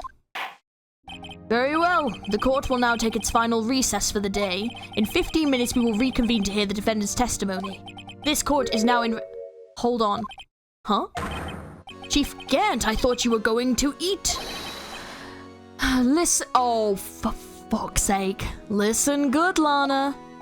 He's talking to Lana. I don't think you need me to tell you this, but if you accept Mr. Wright's claims, there will be terrible... God, he just threatened a witness right in front of us. Are you fucking serious? That's right. Your sister will be found guilty. Vanille You have no way of making that happen. This dude is a scumbag. I'm so angry. I'm so angry at this case. This isn't good. Of course, you'd never support such outrageous claims anyway, right? Just something to think about. All right, then. I've got a lunch date to meet. That's insane. Okay, if there aren't any further objections, this court is now Right, I'm sorry. You literally kick up a stink about Edgeworth, like, tampering with witnesses, and we've just seen him do it right in front of us. And then you're like, okay, this judge needs firing. So bad. Looks like we managed to stay in the game. We're so screwed. We're so screwed. Yeah. Thanks for your help, Edgeworth. That chief, he's something else, huh, pal? Detective Gumshoe. I'm not a detective anymore. Oh yeah, sorry about that. Don't worry. I've already decided where to work now. At your office. My office? Sure. I'll take the place of that top-knotted girl you used to work with. Could he mean Maya? Oh, Maya. Still, looks like we're all out of moves now. Chief Gant's done it again. How's he always gonna get the upper hand? It's not fair he has the right to refuse to testify. Settle down, Wright. Remember what the judge said. But Chief, that is not a right to be casually invoked. There are certain risks to be considered. Risks? What did he mean by that? It's simple. If the chief refuses to testify, the opposite also holds true. You mean he forfeits his right to say anything too? Oh. Emma, you okay? Yeah, when I came to, I was in the medical office. I've been listening to the trial from the gallery. So she heard everything that's been going on. Emma? I'm sorry for what I said before. No, don't be. It was the truth. You know, it's funny. I almost somehow feel relieved. Relieved? Yeah. Now I finally know what really happened. To think that all this time my sister was being blackmailed by that terrible man. And she did it all just to protect me. Ever since her appointment as chief prosecutor, everyone who knew her said she'd changed. Perhaps it was easier for her that way. What do you mean? What do you think I mean? To follow Chief Gant's orders. She must have shut herself up deep inside. To force herself to do anything and everything the chief told her to. That must be why she became so cold. It was all my fault. It's all because I murdered Mr. Marshall. Hey, don't go blaming yourself now. If you want to blame anyone, blame society, pal. Chief Gant may be able to fool everyone else with his forgery, but he can't fool my memory. I remember now. I knocked Mr. Marshall into that armor. I see. Well, we'd better get back. It's time for the final act. Emma, why don't you wait here? No, I'm going with you. I want to be there when Lana tells the truth. Let's go, Wright. It's time to end this. Right. Oh, man. This Chief Gant, what an absolute scumbag. I'm genuinely so excited to take him down. I also love how long this case has been. It's literally taken over every other case. We've literally saved. There's been so many saves in this case. Oh my god. Okay, February 25th. Now then, will the defendant Miss Lana Skye please take the stand? Miss Lana Skye, you are the chief prosecutor. I'm sure you're aware of what is required of you. But Mr. Edgeworth, you already know everything. You know all that I've done these past 2 years. Please provide the court with your testimony, Miss Skye. And remember, you are under oath. We want to hear the truth. Of course, the truth. Lana, no matter what happens, I'll always be your sister.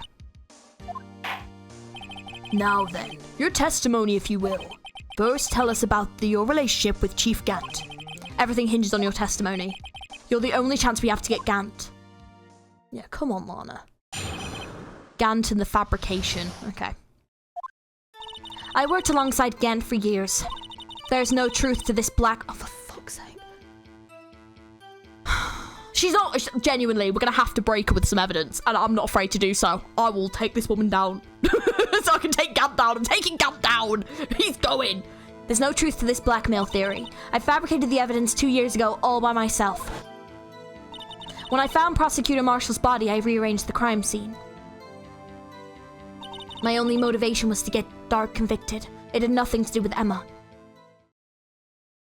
What an absolute crock of shite. Even he's calling it. The judge is calling it. Are you sure about this testimony?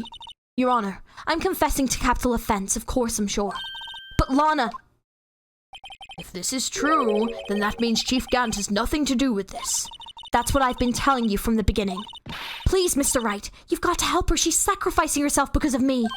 But what if she's telling the truth? She's not. I know my own sister. Whenever she speaks stiffly like that, she's hiding something inside. Deep down, she's really screaming in agony. Yeah, this is no time to start second-guessing myself. The defense may now begin its cross-examination. Gant and the fabrication. I worked alongside Gant for years.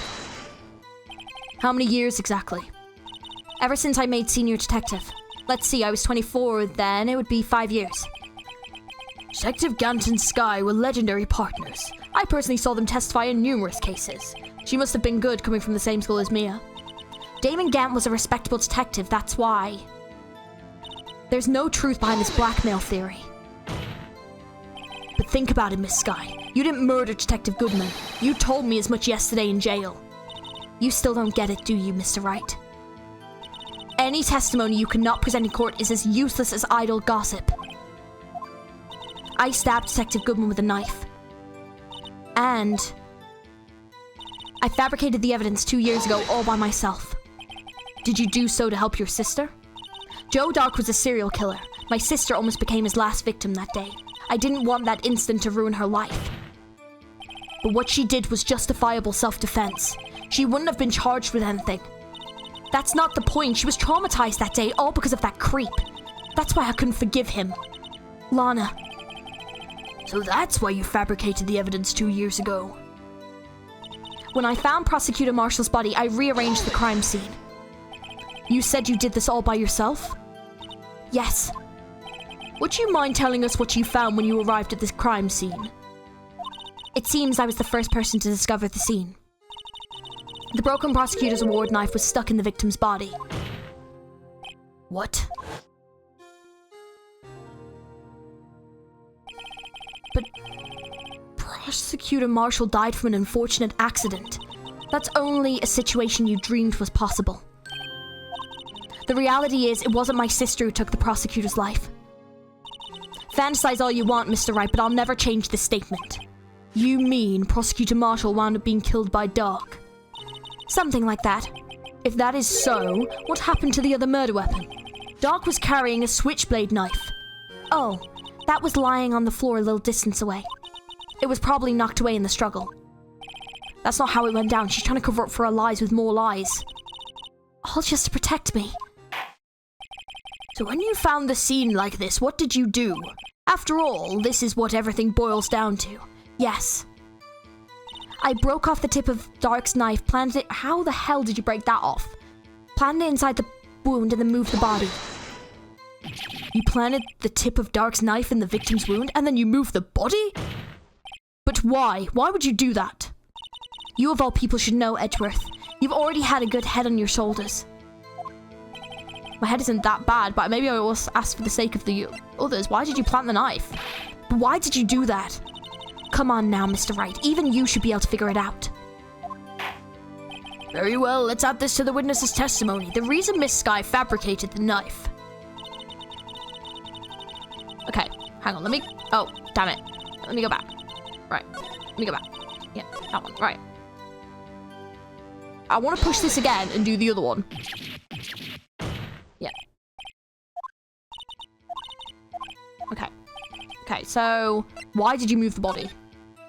When you showed up on the scene, where exactly was the victim's body? It was where you deduced it was, by Chief Gant's desk. But the body was found by your desk. Why did you move it there? The reason for that is simple. Let's have the witness explain this in more detail. The reason Miss Skye moved the body. The pieces of the jar were shattered during the events threatened my plan. Pieces of the jar, you mean... Yes, that wretched jar you showed us earlier. In order to show that Dark committed the crime, I felt it would be more expedient to move the body. So, when you first found the body, the jar was already... Of course, it had been shattered to pieces. If you looked at the crime scene, it would have been clear right away what happened. Neil Marshall was dead and Dark was lying unconscious. In other words, the jar must have been broken during their struggle. I see. What's the matter, Emma? Apparently the jar shattered at the time the crime was committed. But I have a feeling there's more to it than that. There must be a contradiction here somewhere. Anyway, I committed this fabrication completely alone. My only motivation was to get Dark convicted. It has nothing to do with Emma. Oh, it like changes that one? Okay. So let me do this one again and do the other one and then see what that one says. I didn't realize it. I thought it would give us like both. Right, hang on. So let me just do this. Sorry. I didn't realize it was going to like override it. Okay. I knew the tip of the weapon found buried in his body would be all the proof we needed.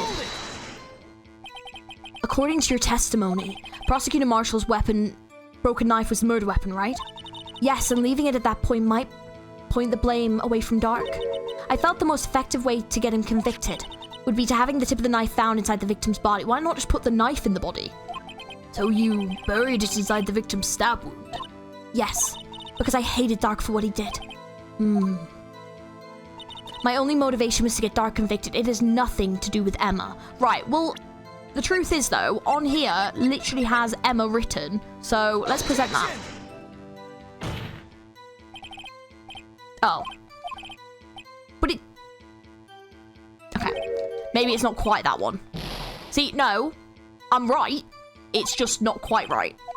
Because he literally wrote Emma on the thing. So why would he write that if she had nothing to do with it? So, no, that's a crock of shite. Like there, why would it threaten your plan? That. There we go. I knew it was going to be this. Miss Sky, I understand how you feel. You committed that crime 2 years ago to protect your sister. You mean the forgery at the scene where Neil Marshall was murdered. If that truth were to be exposed now, the past 2 years of your life will have been in vain. Even so, I'm compelled to bring to everyone's attention a significant contradiction within your testimony. A contradiction in my testimony? You testified, and I quote, "The pieces of the jar that shattered during the events threaten my plan." That's right. Do you have any problem with that? It's a simple oversight, really. You see, a message was written on the jar with the victim's blood. Yes, the prosecutor must have written it in his final moments. Exactly so. And this is where the contradiction lies. In order for the victim to be able to write his message on the jar, it must not yet have been broken before he died. Ah. That's a very good point. He couldn't have written Emma's name on a shattered jar. Order, order! Your Honor, it would appear more information is needed in regards to this jar and its bloody message. You may be missing something critical here. Something critical. Chief Prosecutor, it seems you're in as the dark as we are about the truth towards which we're headed. What? Just tell us exactly what you saw. We'll piece together the information to arrive at the truth. Very well, the witness may now continue her testimony. Jar and message in blood. Yeah, because it makes no sense. That's absolutely correct. If it was smashed, then he wouldn't have been able to write the message. I immediately noticed the blood traces on the jar, but it was dark in the room and I didn't have time to check it out. To be safe, I wiped away the blood. The fragments were large, so I made sure I got them all. I could think about was wiping them clean before they were discovered. You mean you were the one who wiped away the message in blood? I wasn't chief prosecutor at the time. She didn't think Dark was the real murderer. That's why she tried to erase the real evidence. Very well, the defense may now begin its cross-examination.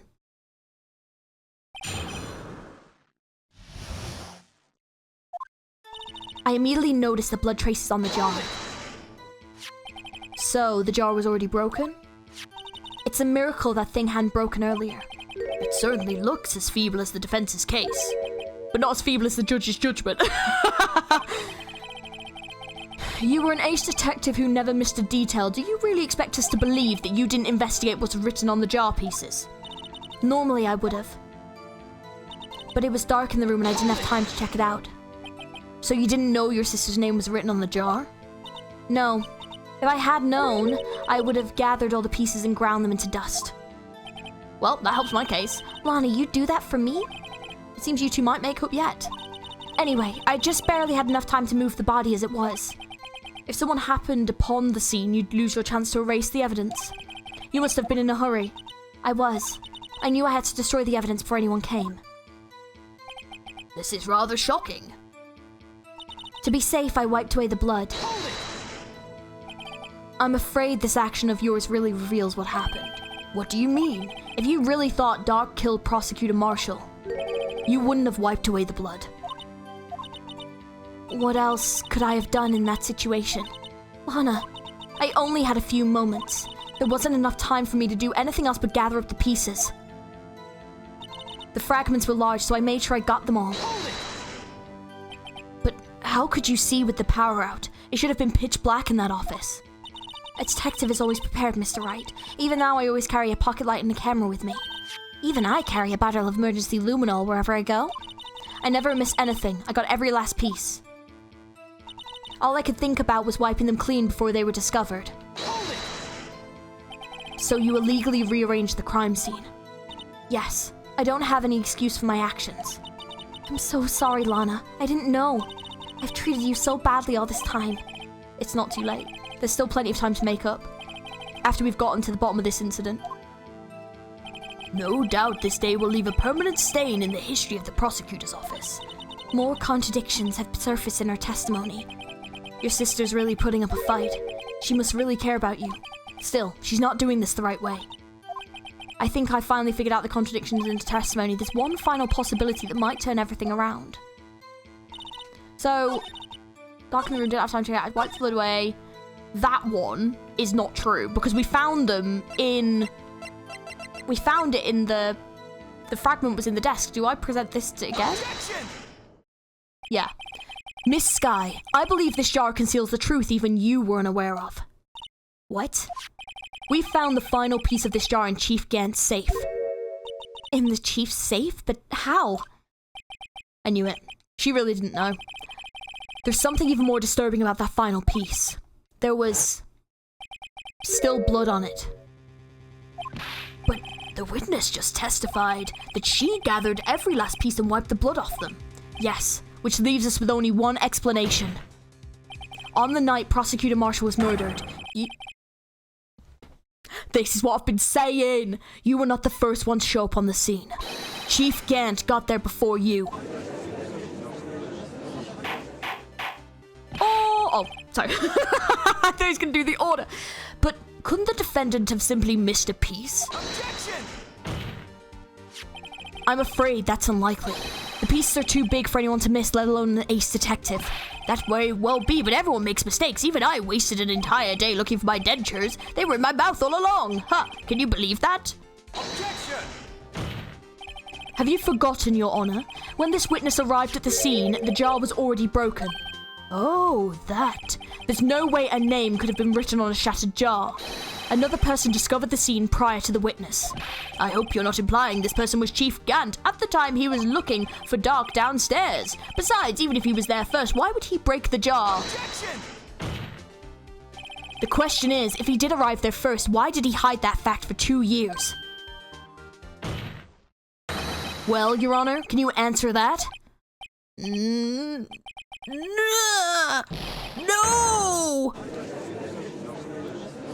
We should put this judge on trial. Flippin' heck. Wait, I'm not the one on trial here. Damon Gant arrived at the crime scene prior to the witness. He proceeded to break the jar and purposely hide one of the broken pieces. Question, what is this action called? Fabrication of evidence. But why would Chief Gant do that? In light of what happened afterwards, isn't it clear? What happened afterwards? Discovering the scene, Lana Skye believed her sister Emma killed the victim. Determined to help her sister, she sought Gant's aid. Lending her his aid, Gant helped to create evidence that incriminated Dark, sparing Emma, and therein lies the reason. The reason why Miss Skye became the Chief's puppet. Oh! No, I did it on my own. Please, sis, stop trying to protect the Chief. I can't watch you suffer anymore for my sake. No, you didn't. It wasn't you, Emma. You didn't kill anyone. I don't believe anything Mr. Wright says. Defense attorneys make up the foulest lies to defend their clients. Foul lies? Imagine that coming from my own client. I guess you do seem like the type that likes to twist the truth. Wait a minute. What if we're still smack dab in the middle of Gant's trap? Is something wrong, Mr. Wright? Lana may be right after all. What do you mean, Wright? Sorry, that's the wrong voice. What do you mean, Wright? So you do tell foul lies then, Mr. Wright? Miss Skye, please testify once more.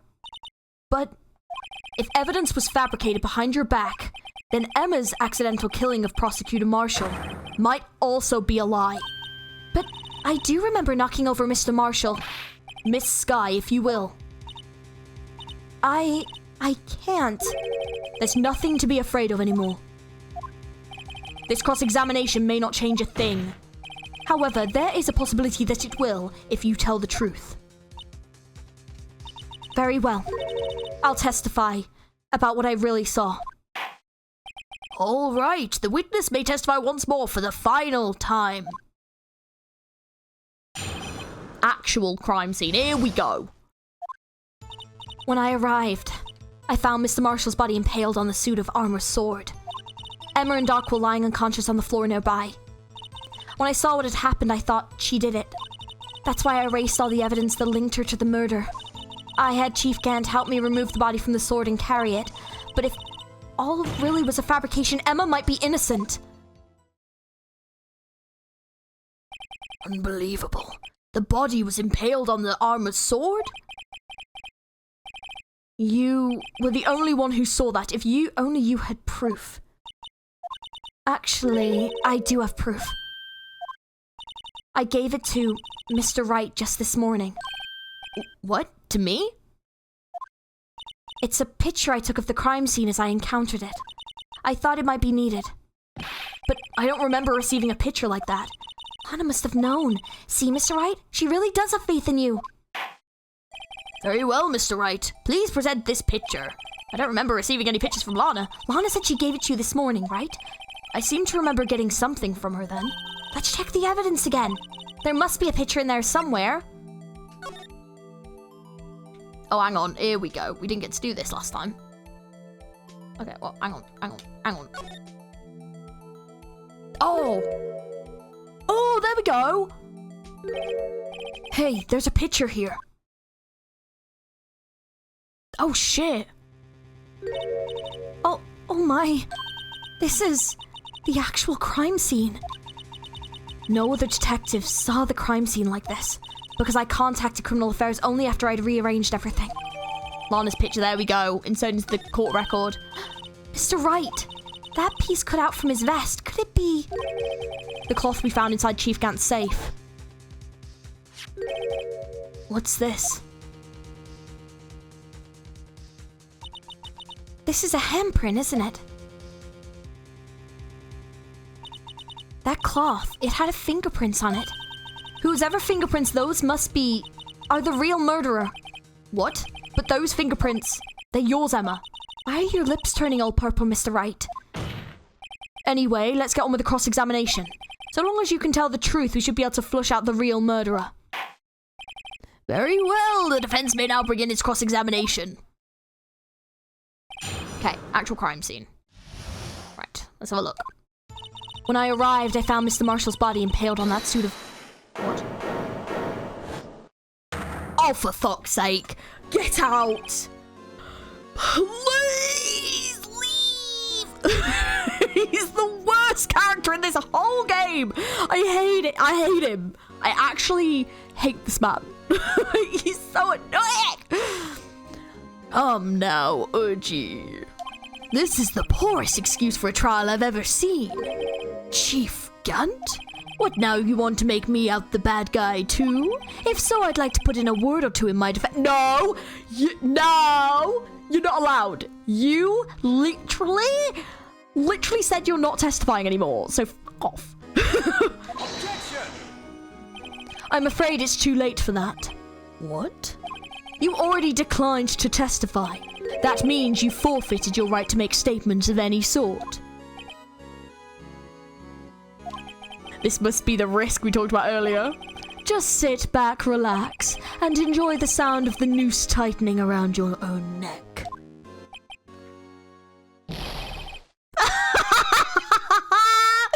Yes! So what? You think I'm worried? Sorry to disappoint you, but I don't need to make any statements. What do you mean? The evidence will do all the talking for me. Even if I can't testify, I can still present evidence. Yes, that is true. Wait, you mean you still have some conclusive evidence? No, I don't, but someone does. Someone? So, what's your excuse, Wright-O? Why have you been keeping quiet about it? You do have something to show us, right? Something that proves who knocked over Neil Marshall, causing his death?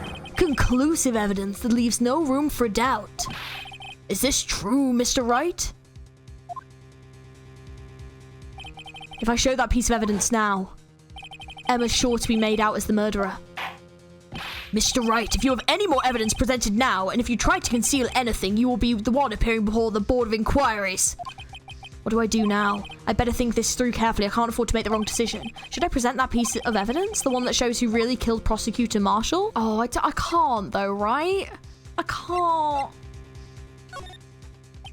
Your Honor, I don't have any evidence I can present at this point in time. What? You lie. Chief Gant? You opened my safe. I know what you took, what was inside. The conclusive evidence. I don't know what you're talking about.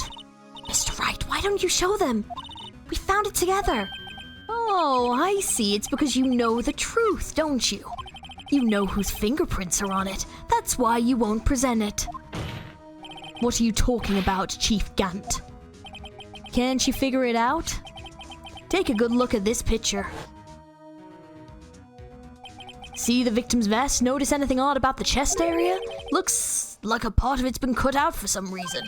You mean you had this in your safe? What? That means you, the Chief of Police, have been concealing evidence. This is going to be the biggest scandal in the history of the police department. Impressive. To be honest, I didn't think you had the gall, Wright-O. Well, I can't just let you pin me up as the murderer. I'll tell you what really happened. What? You mean you admit to it?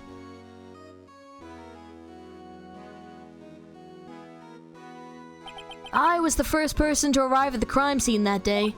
And then it occurred to me that I could use the situation to control Lana. Oh, he's admitting to it. Okay, he's just full on admitting to it. So you really were manipulating her. I knew Lana. If I made it look like the blame lay with her sister, that's when she saw the scene she would ask me for my aid. So you assisted Miss Skye. I told her to arrange all the evidence. I had her plant the knife tip in the victim's body, move the body across the room, and I ended up using that evidence to get Joe Dart convicted. When I tampered with the crime scene, I hid 2 pieces of evidence. This was before Lana arrived at the scene, mind you. 2 pieces of evidence? You mean those items in your safe? But why? For insurance, of course. Insurance? I was sure my plan would work, but it's always best to be prepared for the worst. I wasn't about to let anyone blame me for a murder the girl committed. You mean you were calculating that far ahead while forging the evidence? What do you take me for, a fool? I didn't make police chief by dumb luck. See this jar fragment? I hit the most legible part of Emma's name. I didn't expect Lana to go and wipe the blood off all the pieces. But if you fabricated all the evidence, what's to say you didn't fabricate the message on this jar too? Some people just don't know when to quit, do they? That's why I kept one more item for insurance. You mean that piece of cloth? Come on, Wright-O, cough it up already. I know you have it. What are you waiting for, Mr. Wright? So you admit to it then, Chief Gant, that you were hiding the cloth you cut off the victim's vest in your safe. Yes, I admit it. I didn't want to have to do that being chief and all, but it's a lot better than being portrayed as a murderer. Well, Mr. Wright, what do you have to say for yourself? Just a moment ago you said you didn't have any evidence you could present. Foolish move, Righto. You should have shown it then before it was too late. It's been a long battle, but the moment of truth has finally arrived. As long as I don't mess up here, the victory is mine. Okay, we're gonna show it. Your Honor, I do have evidence to present now. All right then, let's see this conclusive evidence. The evidence that shows who really murdered Prosecutor Marshall.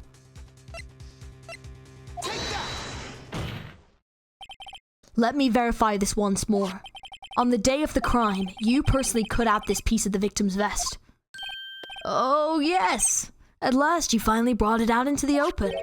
There's a handprint on this piece of cloth. Your Honor, the prosecution requests that this immediately be sent to the lab for analysis. This handprint on the leather, there must have been a strong impact for it to be left so clearly. You mean it could not have been forged? It must be authentic, conclusive evidence. I don't know why I've given him the wrong voice, sorry. You're as slow on the uptake as ever, Worthy.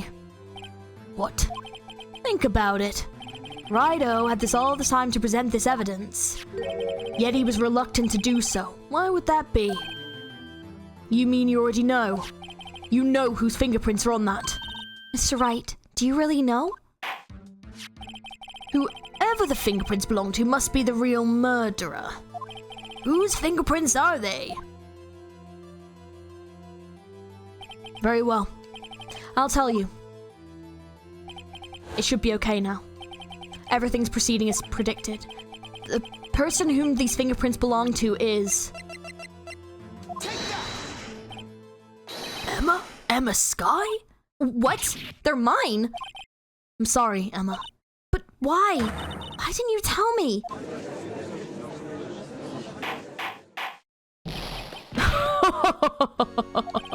You're really something, Righto. You knew this girl did it all along, and you still tried to pin the murder on me. So it's true, tragic but true. This girl really did shove Prosecutor Marshall to his death. How could you? You monster! Miss Skye, you knew whose fingerprints those were all along, yet you acted like she really didn't. Miss Skye, it's not over yet. What? I said this trial isn't over yet. But I'm afraid it is over, boy. Not only this trial, but your career, too. Well, heck, mate, you literally have been found, like, literally you've proven that you hid evidence of a murder. Your career's fucked, too. I don't know who the fuck you think you are, but you're screwed too, dude. So, like, don't act like it's only me. If I'm going down, I'm taking you with me, Gant. I've never faced a foe that I've hated this much. He is insufferable. It's so frustrating how slimy he is. Ugh. You purposely concealed this conclusive evidence. So did you! You hypocrite! That, my... You literally did the same thing! That, my friend, is a serious offense. I'm looking forward to pressing charges after the defense. I can't with this dude. I'm so ready for this to be over. He literally hid it. He literally hid it in his safe. Like, how can you press charges for me finding out that you've committed a crime? It's so unreal. I'll have your badge, boy. Bloody well won't. What's the matter, cat got your tongue? Aren't you going to tell us how it feels? How it feels to be the one who single-handedly turned a poor girl into a murderer? Before I do that, there's just one little thing I have to clear up. Oh, what's that? Who really killed Prosecutor Neil Marshall? What? Chief Gand, you are absolutely right. This piece of cloth proves who the real murderer is. Who killed Neil Marshall, you ask? It was Emma Skye, wasn't it? I'm afraid that's not possible. You see, this piece of cloth contains a critical contradiction. What? A contradiction? What is this fool babbling about? I'm talking about a contradiction. One that proves who the real killer is. Mr. Wright, this piece of cloth. What could possibly contradict? Chief Gant, your tyrannical reign ends here. Behold, the piece of evidence that contradicts this cloth.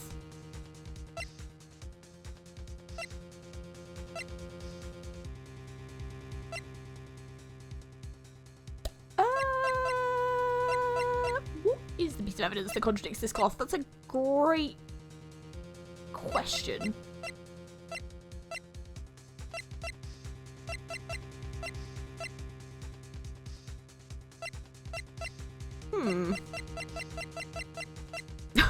I love how when he knows something and I'm like,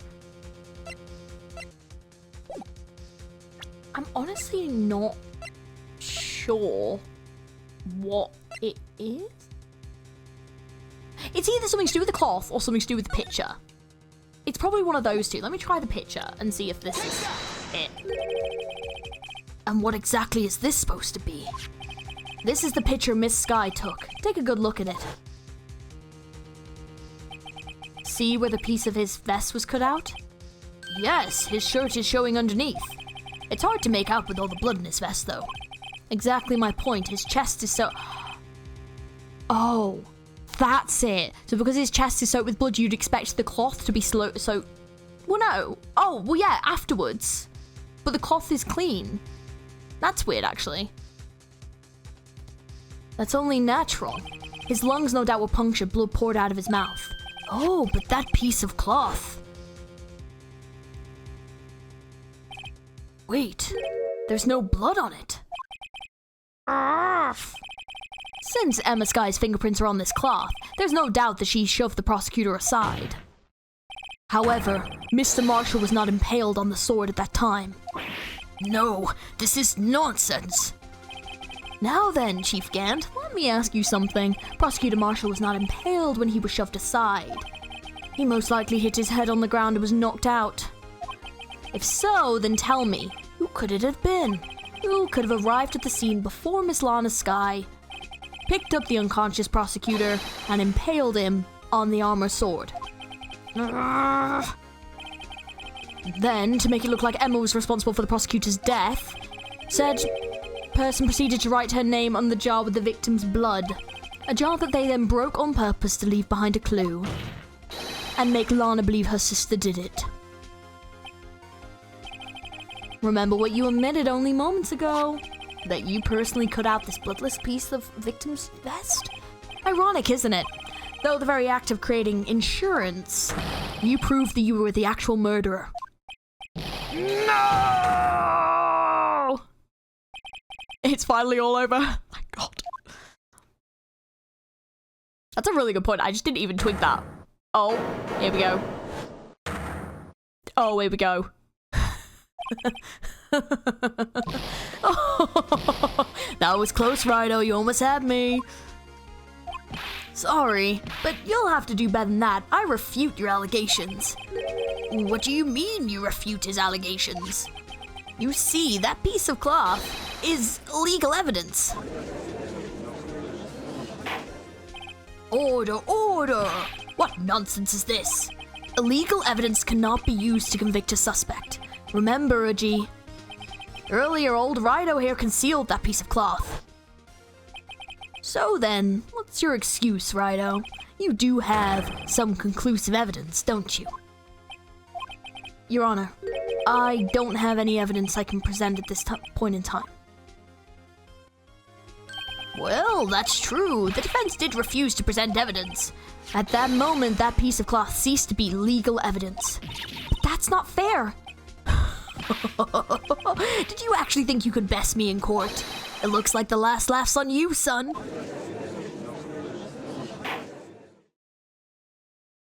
I'm afraid Mr. Gant's claim is legally correct. Well, Mr. Edgeworth? True, legal evidence cannot be used to convict a person, assuming, of course, that the evidence is indeed illegal. Well, Mr. Wright? It seems at last. The time for me to reveal my plan has finally arrived. Mr. Wright, do you admit it? That you purposely and illegally concealed this piece of cloth? I did not. I admit I refused to present it at one point. So the evidence is illegal. Objection! No, it isn't, Mr. Gant. Huh? It's not that I didn't present evidence then. It's that I couldn't. What do you mean you couldn't? Oh, it had to be mentioned so it became relevant to the case, I think, right? There are certain procedures involved when presenting evidence. No, Gee, don't listen to his lies. He's nothing but a coward you can't really believe. Objection! There is only one issue left to be resolved in this trial. Is this evidence legal or not? Very well, let us settle this once and for all. Earlier you refused to present evidence. If you can prove your conduct was not a violation of the law, then do so now. We have our book, right?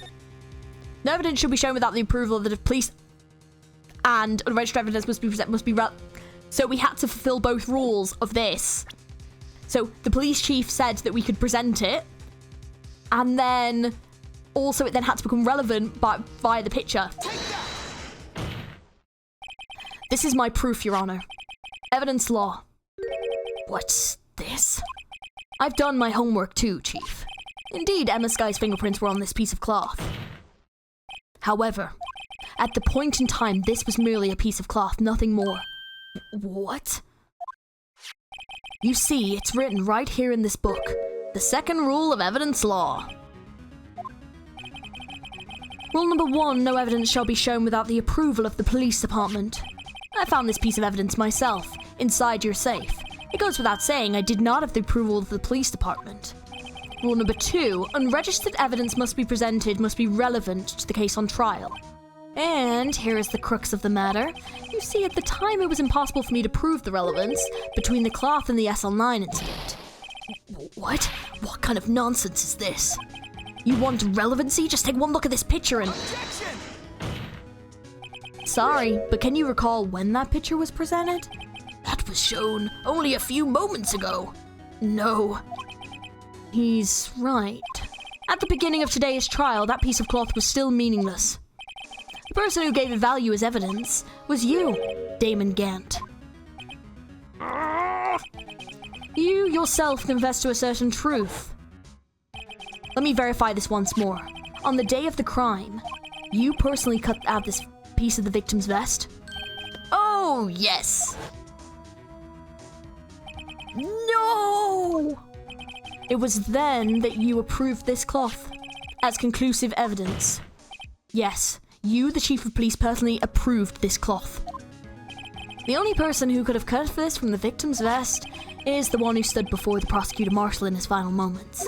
In other words, the real murderer. And there's only one person who that could be. Damon Gant. The killer was you. Oh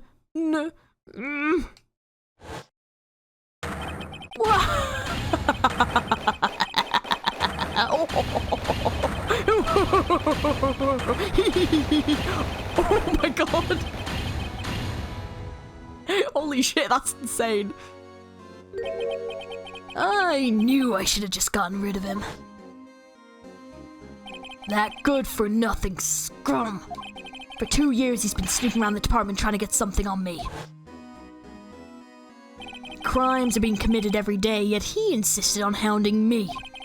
Well, your crime wasn't exactly petty. He wanted to reinvestigate the case. He recruited Angel Starr, then convinced Bruce Goodman. Detective Goodman? Yeah, that's right. If the evidence is transferred, I'll lose my only chance to find out the truth. Please, you gotta help me. Goodman turned him down, as he ought to. Still, Jake Marshall didn't know when to quit. He stole Goodman's ID card and tried to take the evidence. Goodman came to me He wanted to file a lost item report. I went with him to the evidence room, and then all of a sudden he decided to speak out.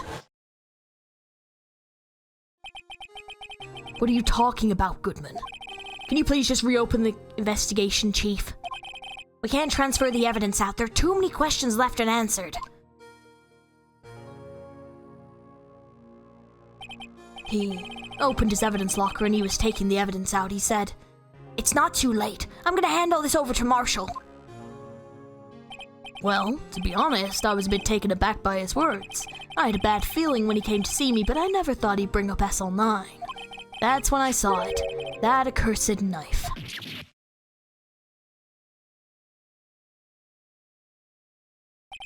I couldn't just pull it out. Doing so would have only led to more blood, making it near impossible for you to hide your crime. Even so, the blood was just pouring out.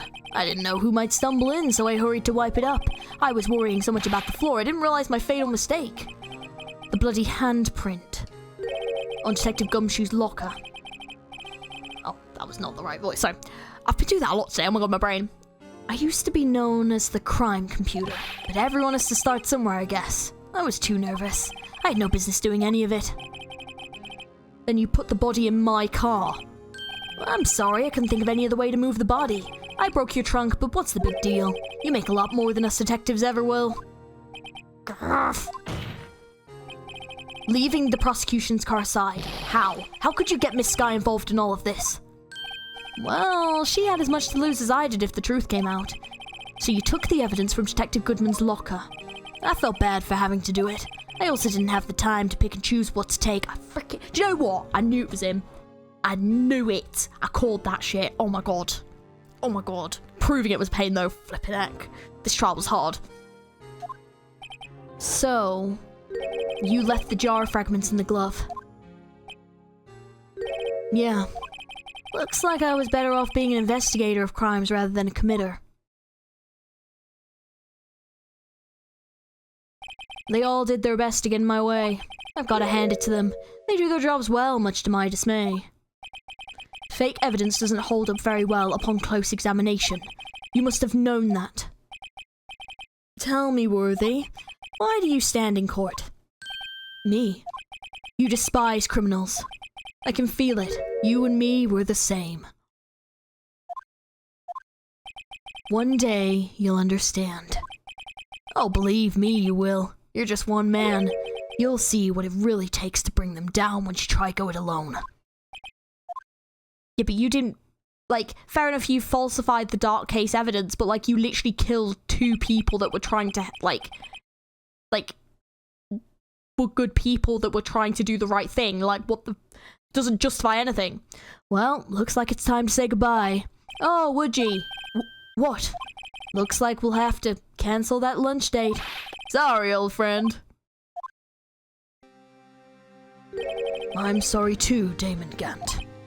I knew you as you used to be long ago. You were once a fine investigator and an example to others on the force. I'm sorry to learn that you are no longer that person. Those days are gone now, Uji. Thanks for all the memories, though. Don't worry, you'll be fine. Now you have Wright here, and Worthy. With these two around, you can't go wrong. In fact, I can hear them already. The melodious sounds of a new beginning.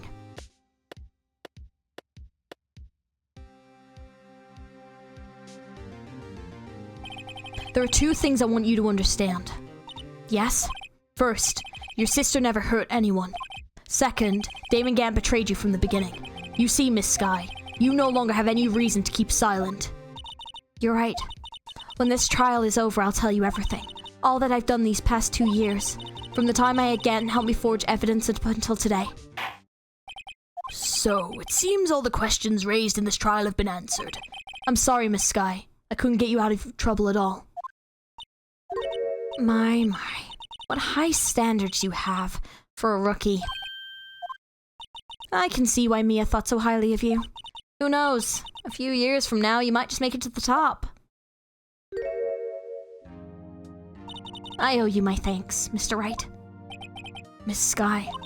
And to you too, Mr. Edgeworth. You've suffered every bit as much as I have over these past few days. Believe me, I know how much of an ordeal it's been for you. It was nothing. Liar. I was worried the pressure might break you. And yet, you rose above it all and guided Mr. Wright to victory. You've done well, Mr. Edgeworth. Stop it. I only did my job. In light of this case, it seems a good self-examining is in order for all of us. Miss Sky. Yes, Your Honor? You are innocent of murder, however. Although the chief blackmailed you, the fact is you still acted as his accomplice. A trial will be scheduled for these crimes at a later date. Yes, I understand, Your Honor. Is there something amusing about all this? Why are you smiling? It's been a long time, Your Honor. A long time since I felt free of these heavy chains. That's something, I guess. Well, this trial has gone on far too long already. Regarding the charge of murder, this court finds the defendant, Miss Lana Sky, not guilty. Yes. We did it. That is all. This court is adjourned. February 25th. At long last, it's finally over. Emma? Why the long face? I'm sorry your sister didn't get completely off the hook, but at least she wasn't convicted for a murder she didn't commit. No, that's not it. Just now, after the trial ended. I can see why Mia Fey thought so highly of you. I owe you my thanks, Mr. Wright. And to you too, Mr. Edgeworth. You've suffered every bit as much as I have over these past few days. You've done well. You know, I did my best too, but Lana didn't say a single word to me. Hope I'm not interrupting anything, pals. Oh, God. Oh, yes I am. I'll come back later. Wait, Detective Gumshoe, what is it? You're doing this on purpose, aren't you? Making a detective run around all wild on duty. And to top it off, you call me here. I've seen happier people at funerals. Hey, line up, pals. I'm only kidding. Oh, are you here because of my sister again? Nope. Not this time. I came today because of you, pal. Me? That's right. I thought you'd like to see someone. Aw. Hannah! Should you be doing this?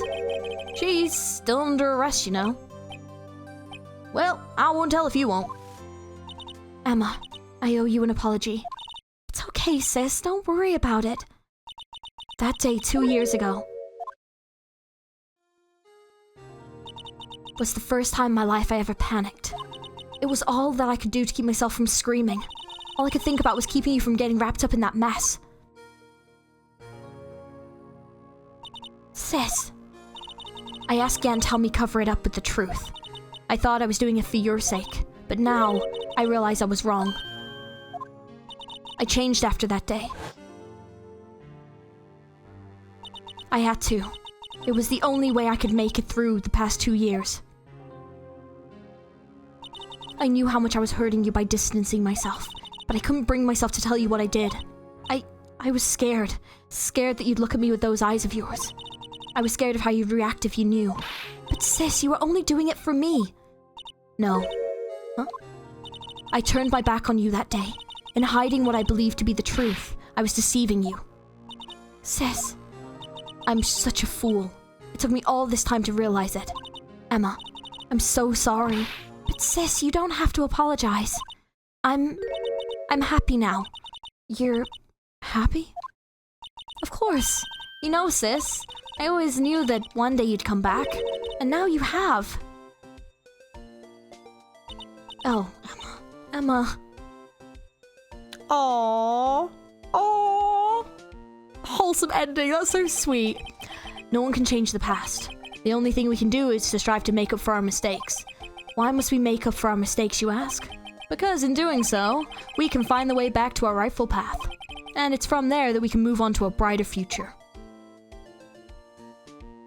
Ah, at least that's what I felt watching the two sisters make up.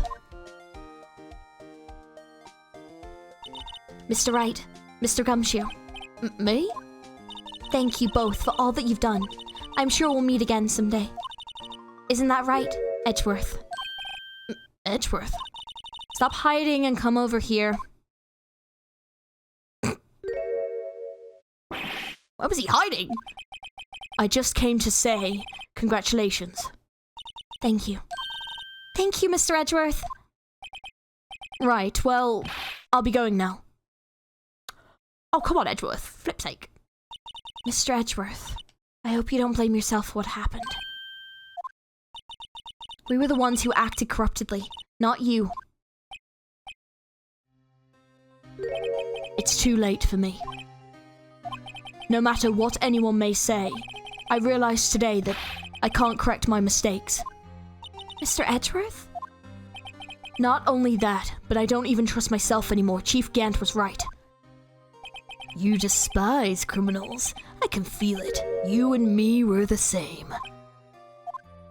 One day you'll understand. Oh, believe me, you will. You're just one man.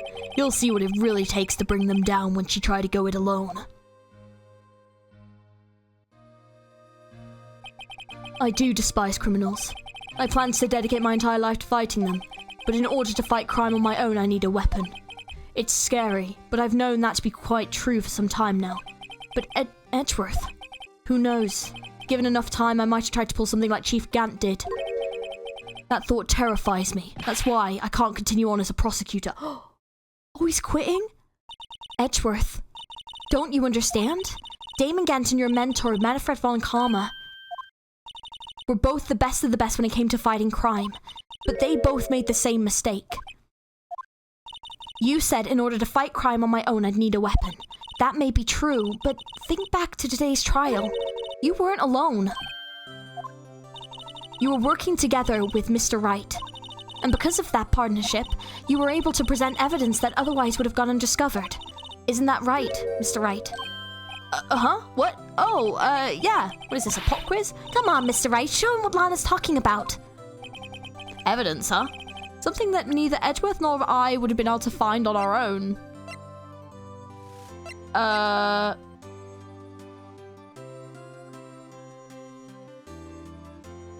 evidence list? That's the picture I drew. Our counterattack began with this. You had one half of the evidence list and I had the other. Apart, we wouldn't have been able to completely restore Emma's picture. That didn't just happen by chance, Mr. Edgeworth. It's time for me to go. Mr. Edgeworth. If you'll excuse me, there are still some loose ends that need wrapping up. Take care, Chief Prosecutor. Edgeworth, what will you do now? Well, whatever you do, just remember, you can let what happened kill the prosecutor in you, or you can let it help you grow. In the end, it's up to you. I know. Seems I owe you my thanks too, right? But what I face now is my problem. Edgeworth. I'll be waiting for you in court. Farewell.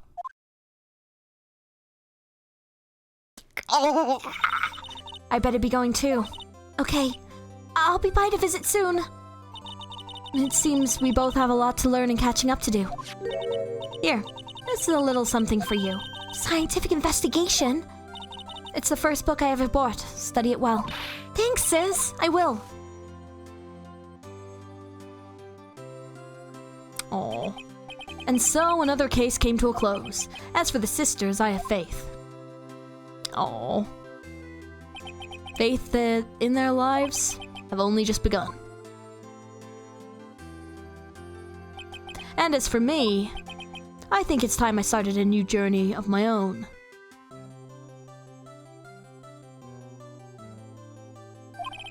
A journey to rediscover myself. Well, don't you go trekking off just yet, pal. Huh? What is it, detective? There is just a little matter to be resolved about the chief prosecutor. You see, she isn't supposed to be out of jail like this. But I thought you said it was okay. Yeah, well, it may be okay with me, but the folks at the prison are a different story. Huh? Basically, I had to bribe a guard in order to sneak her out for 30 minutes. Believe me, it wasn't cheap either. Huh? Way to go, detective. I didn't know you had a wild side. Yeah, well, you see, Mr. Wright here's the only one who'll be footing the bill. Huh? Huh? What, you think I could afford it with my salary? You gotta be kidding me, pal. Huh? Huh? Huh? Thank you, Mr. Wright. You're the best. Why is it I suddenly feel like I want to scream? Hey, I got an idea. Why don't you all go paid off together? Yeah, that's a great idea. Come on, guys. Let's go. Objection!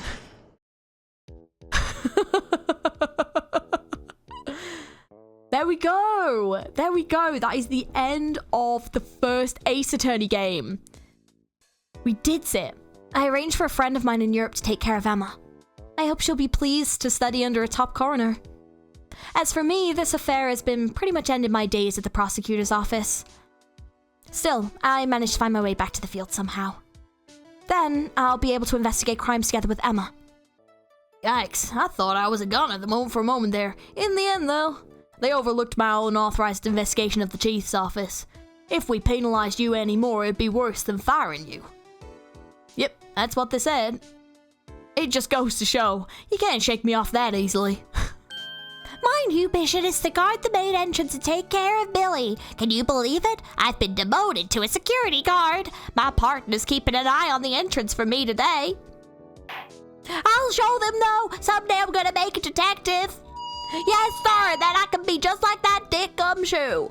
The iconic.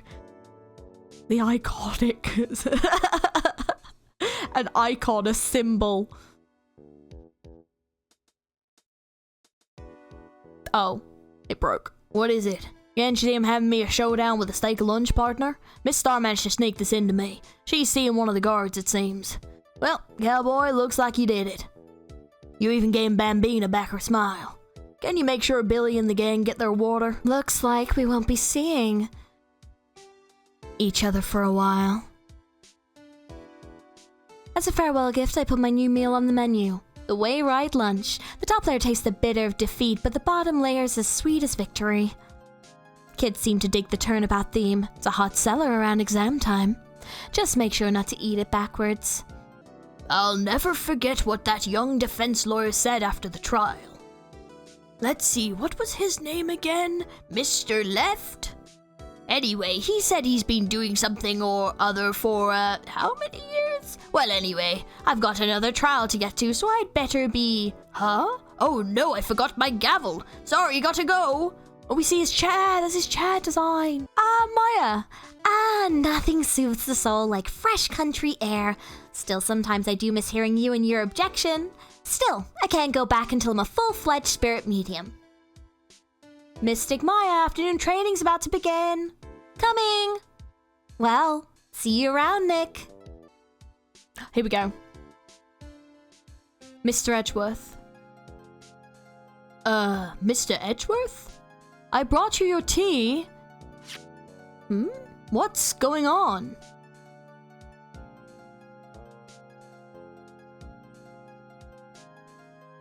Shit, did he actually resign? Oh, he may have actually resigned. Oh. Well, it's a good job we're gonna cover the second game. So I'm just like, hang on. Thanks for coming to see me off. Can't believe I'm going to Europe. Thank you, Mr. Wright. Thank you so much for everything. I'm a little sad, but I'll be all right. Whenever I want to see Lana, all I have to do is open up this book. The little duck on it is so cute. Oh. She put a picture inside. Oh. Oh. Oh, that's so cute. That's actually adorable. Oh. That's really cute. Is that it? Is that it? Is that it? That is actually where it's left? No way. Wait, hang on. So would it be new game and then this one? Yeah, because there are 3. So it'd be this one? Wait, I can even do episode selection? Oh, let me do no. Hang on, I don't want to spoil it. So yeah, I guess it would be Justice for All is the second game. Okay, well, we finished game number 1. Overall, a very fun experience. Sometimes the trials can be quite difficult and can take me a while. Honestly, like the brain thinking process I have to go through sometimes of these is insane. And this was obviously a very long trial, but the twists and turns in it were actually really good. I like this trial. I liked the fact they had more of like an interactive element and the scientific elements of it. I really enjoyed that. So I hope they kind of continue that into future trials, but I feel like maybe that was something that came with the character. I really want to know what's going to happen with Edgeworth. I think that he, unfortunately, through the entire of this game, has been a victim, but also participated in some behaviors and things that he maybe hasn't had full control over and has kind of been manipulated by different people. And it's really like sad to see, because I think him and Mr.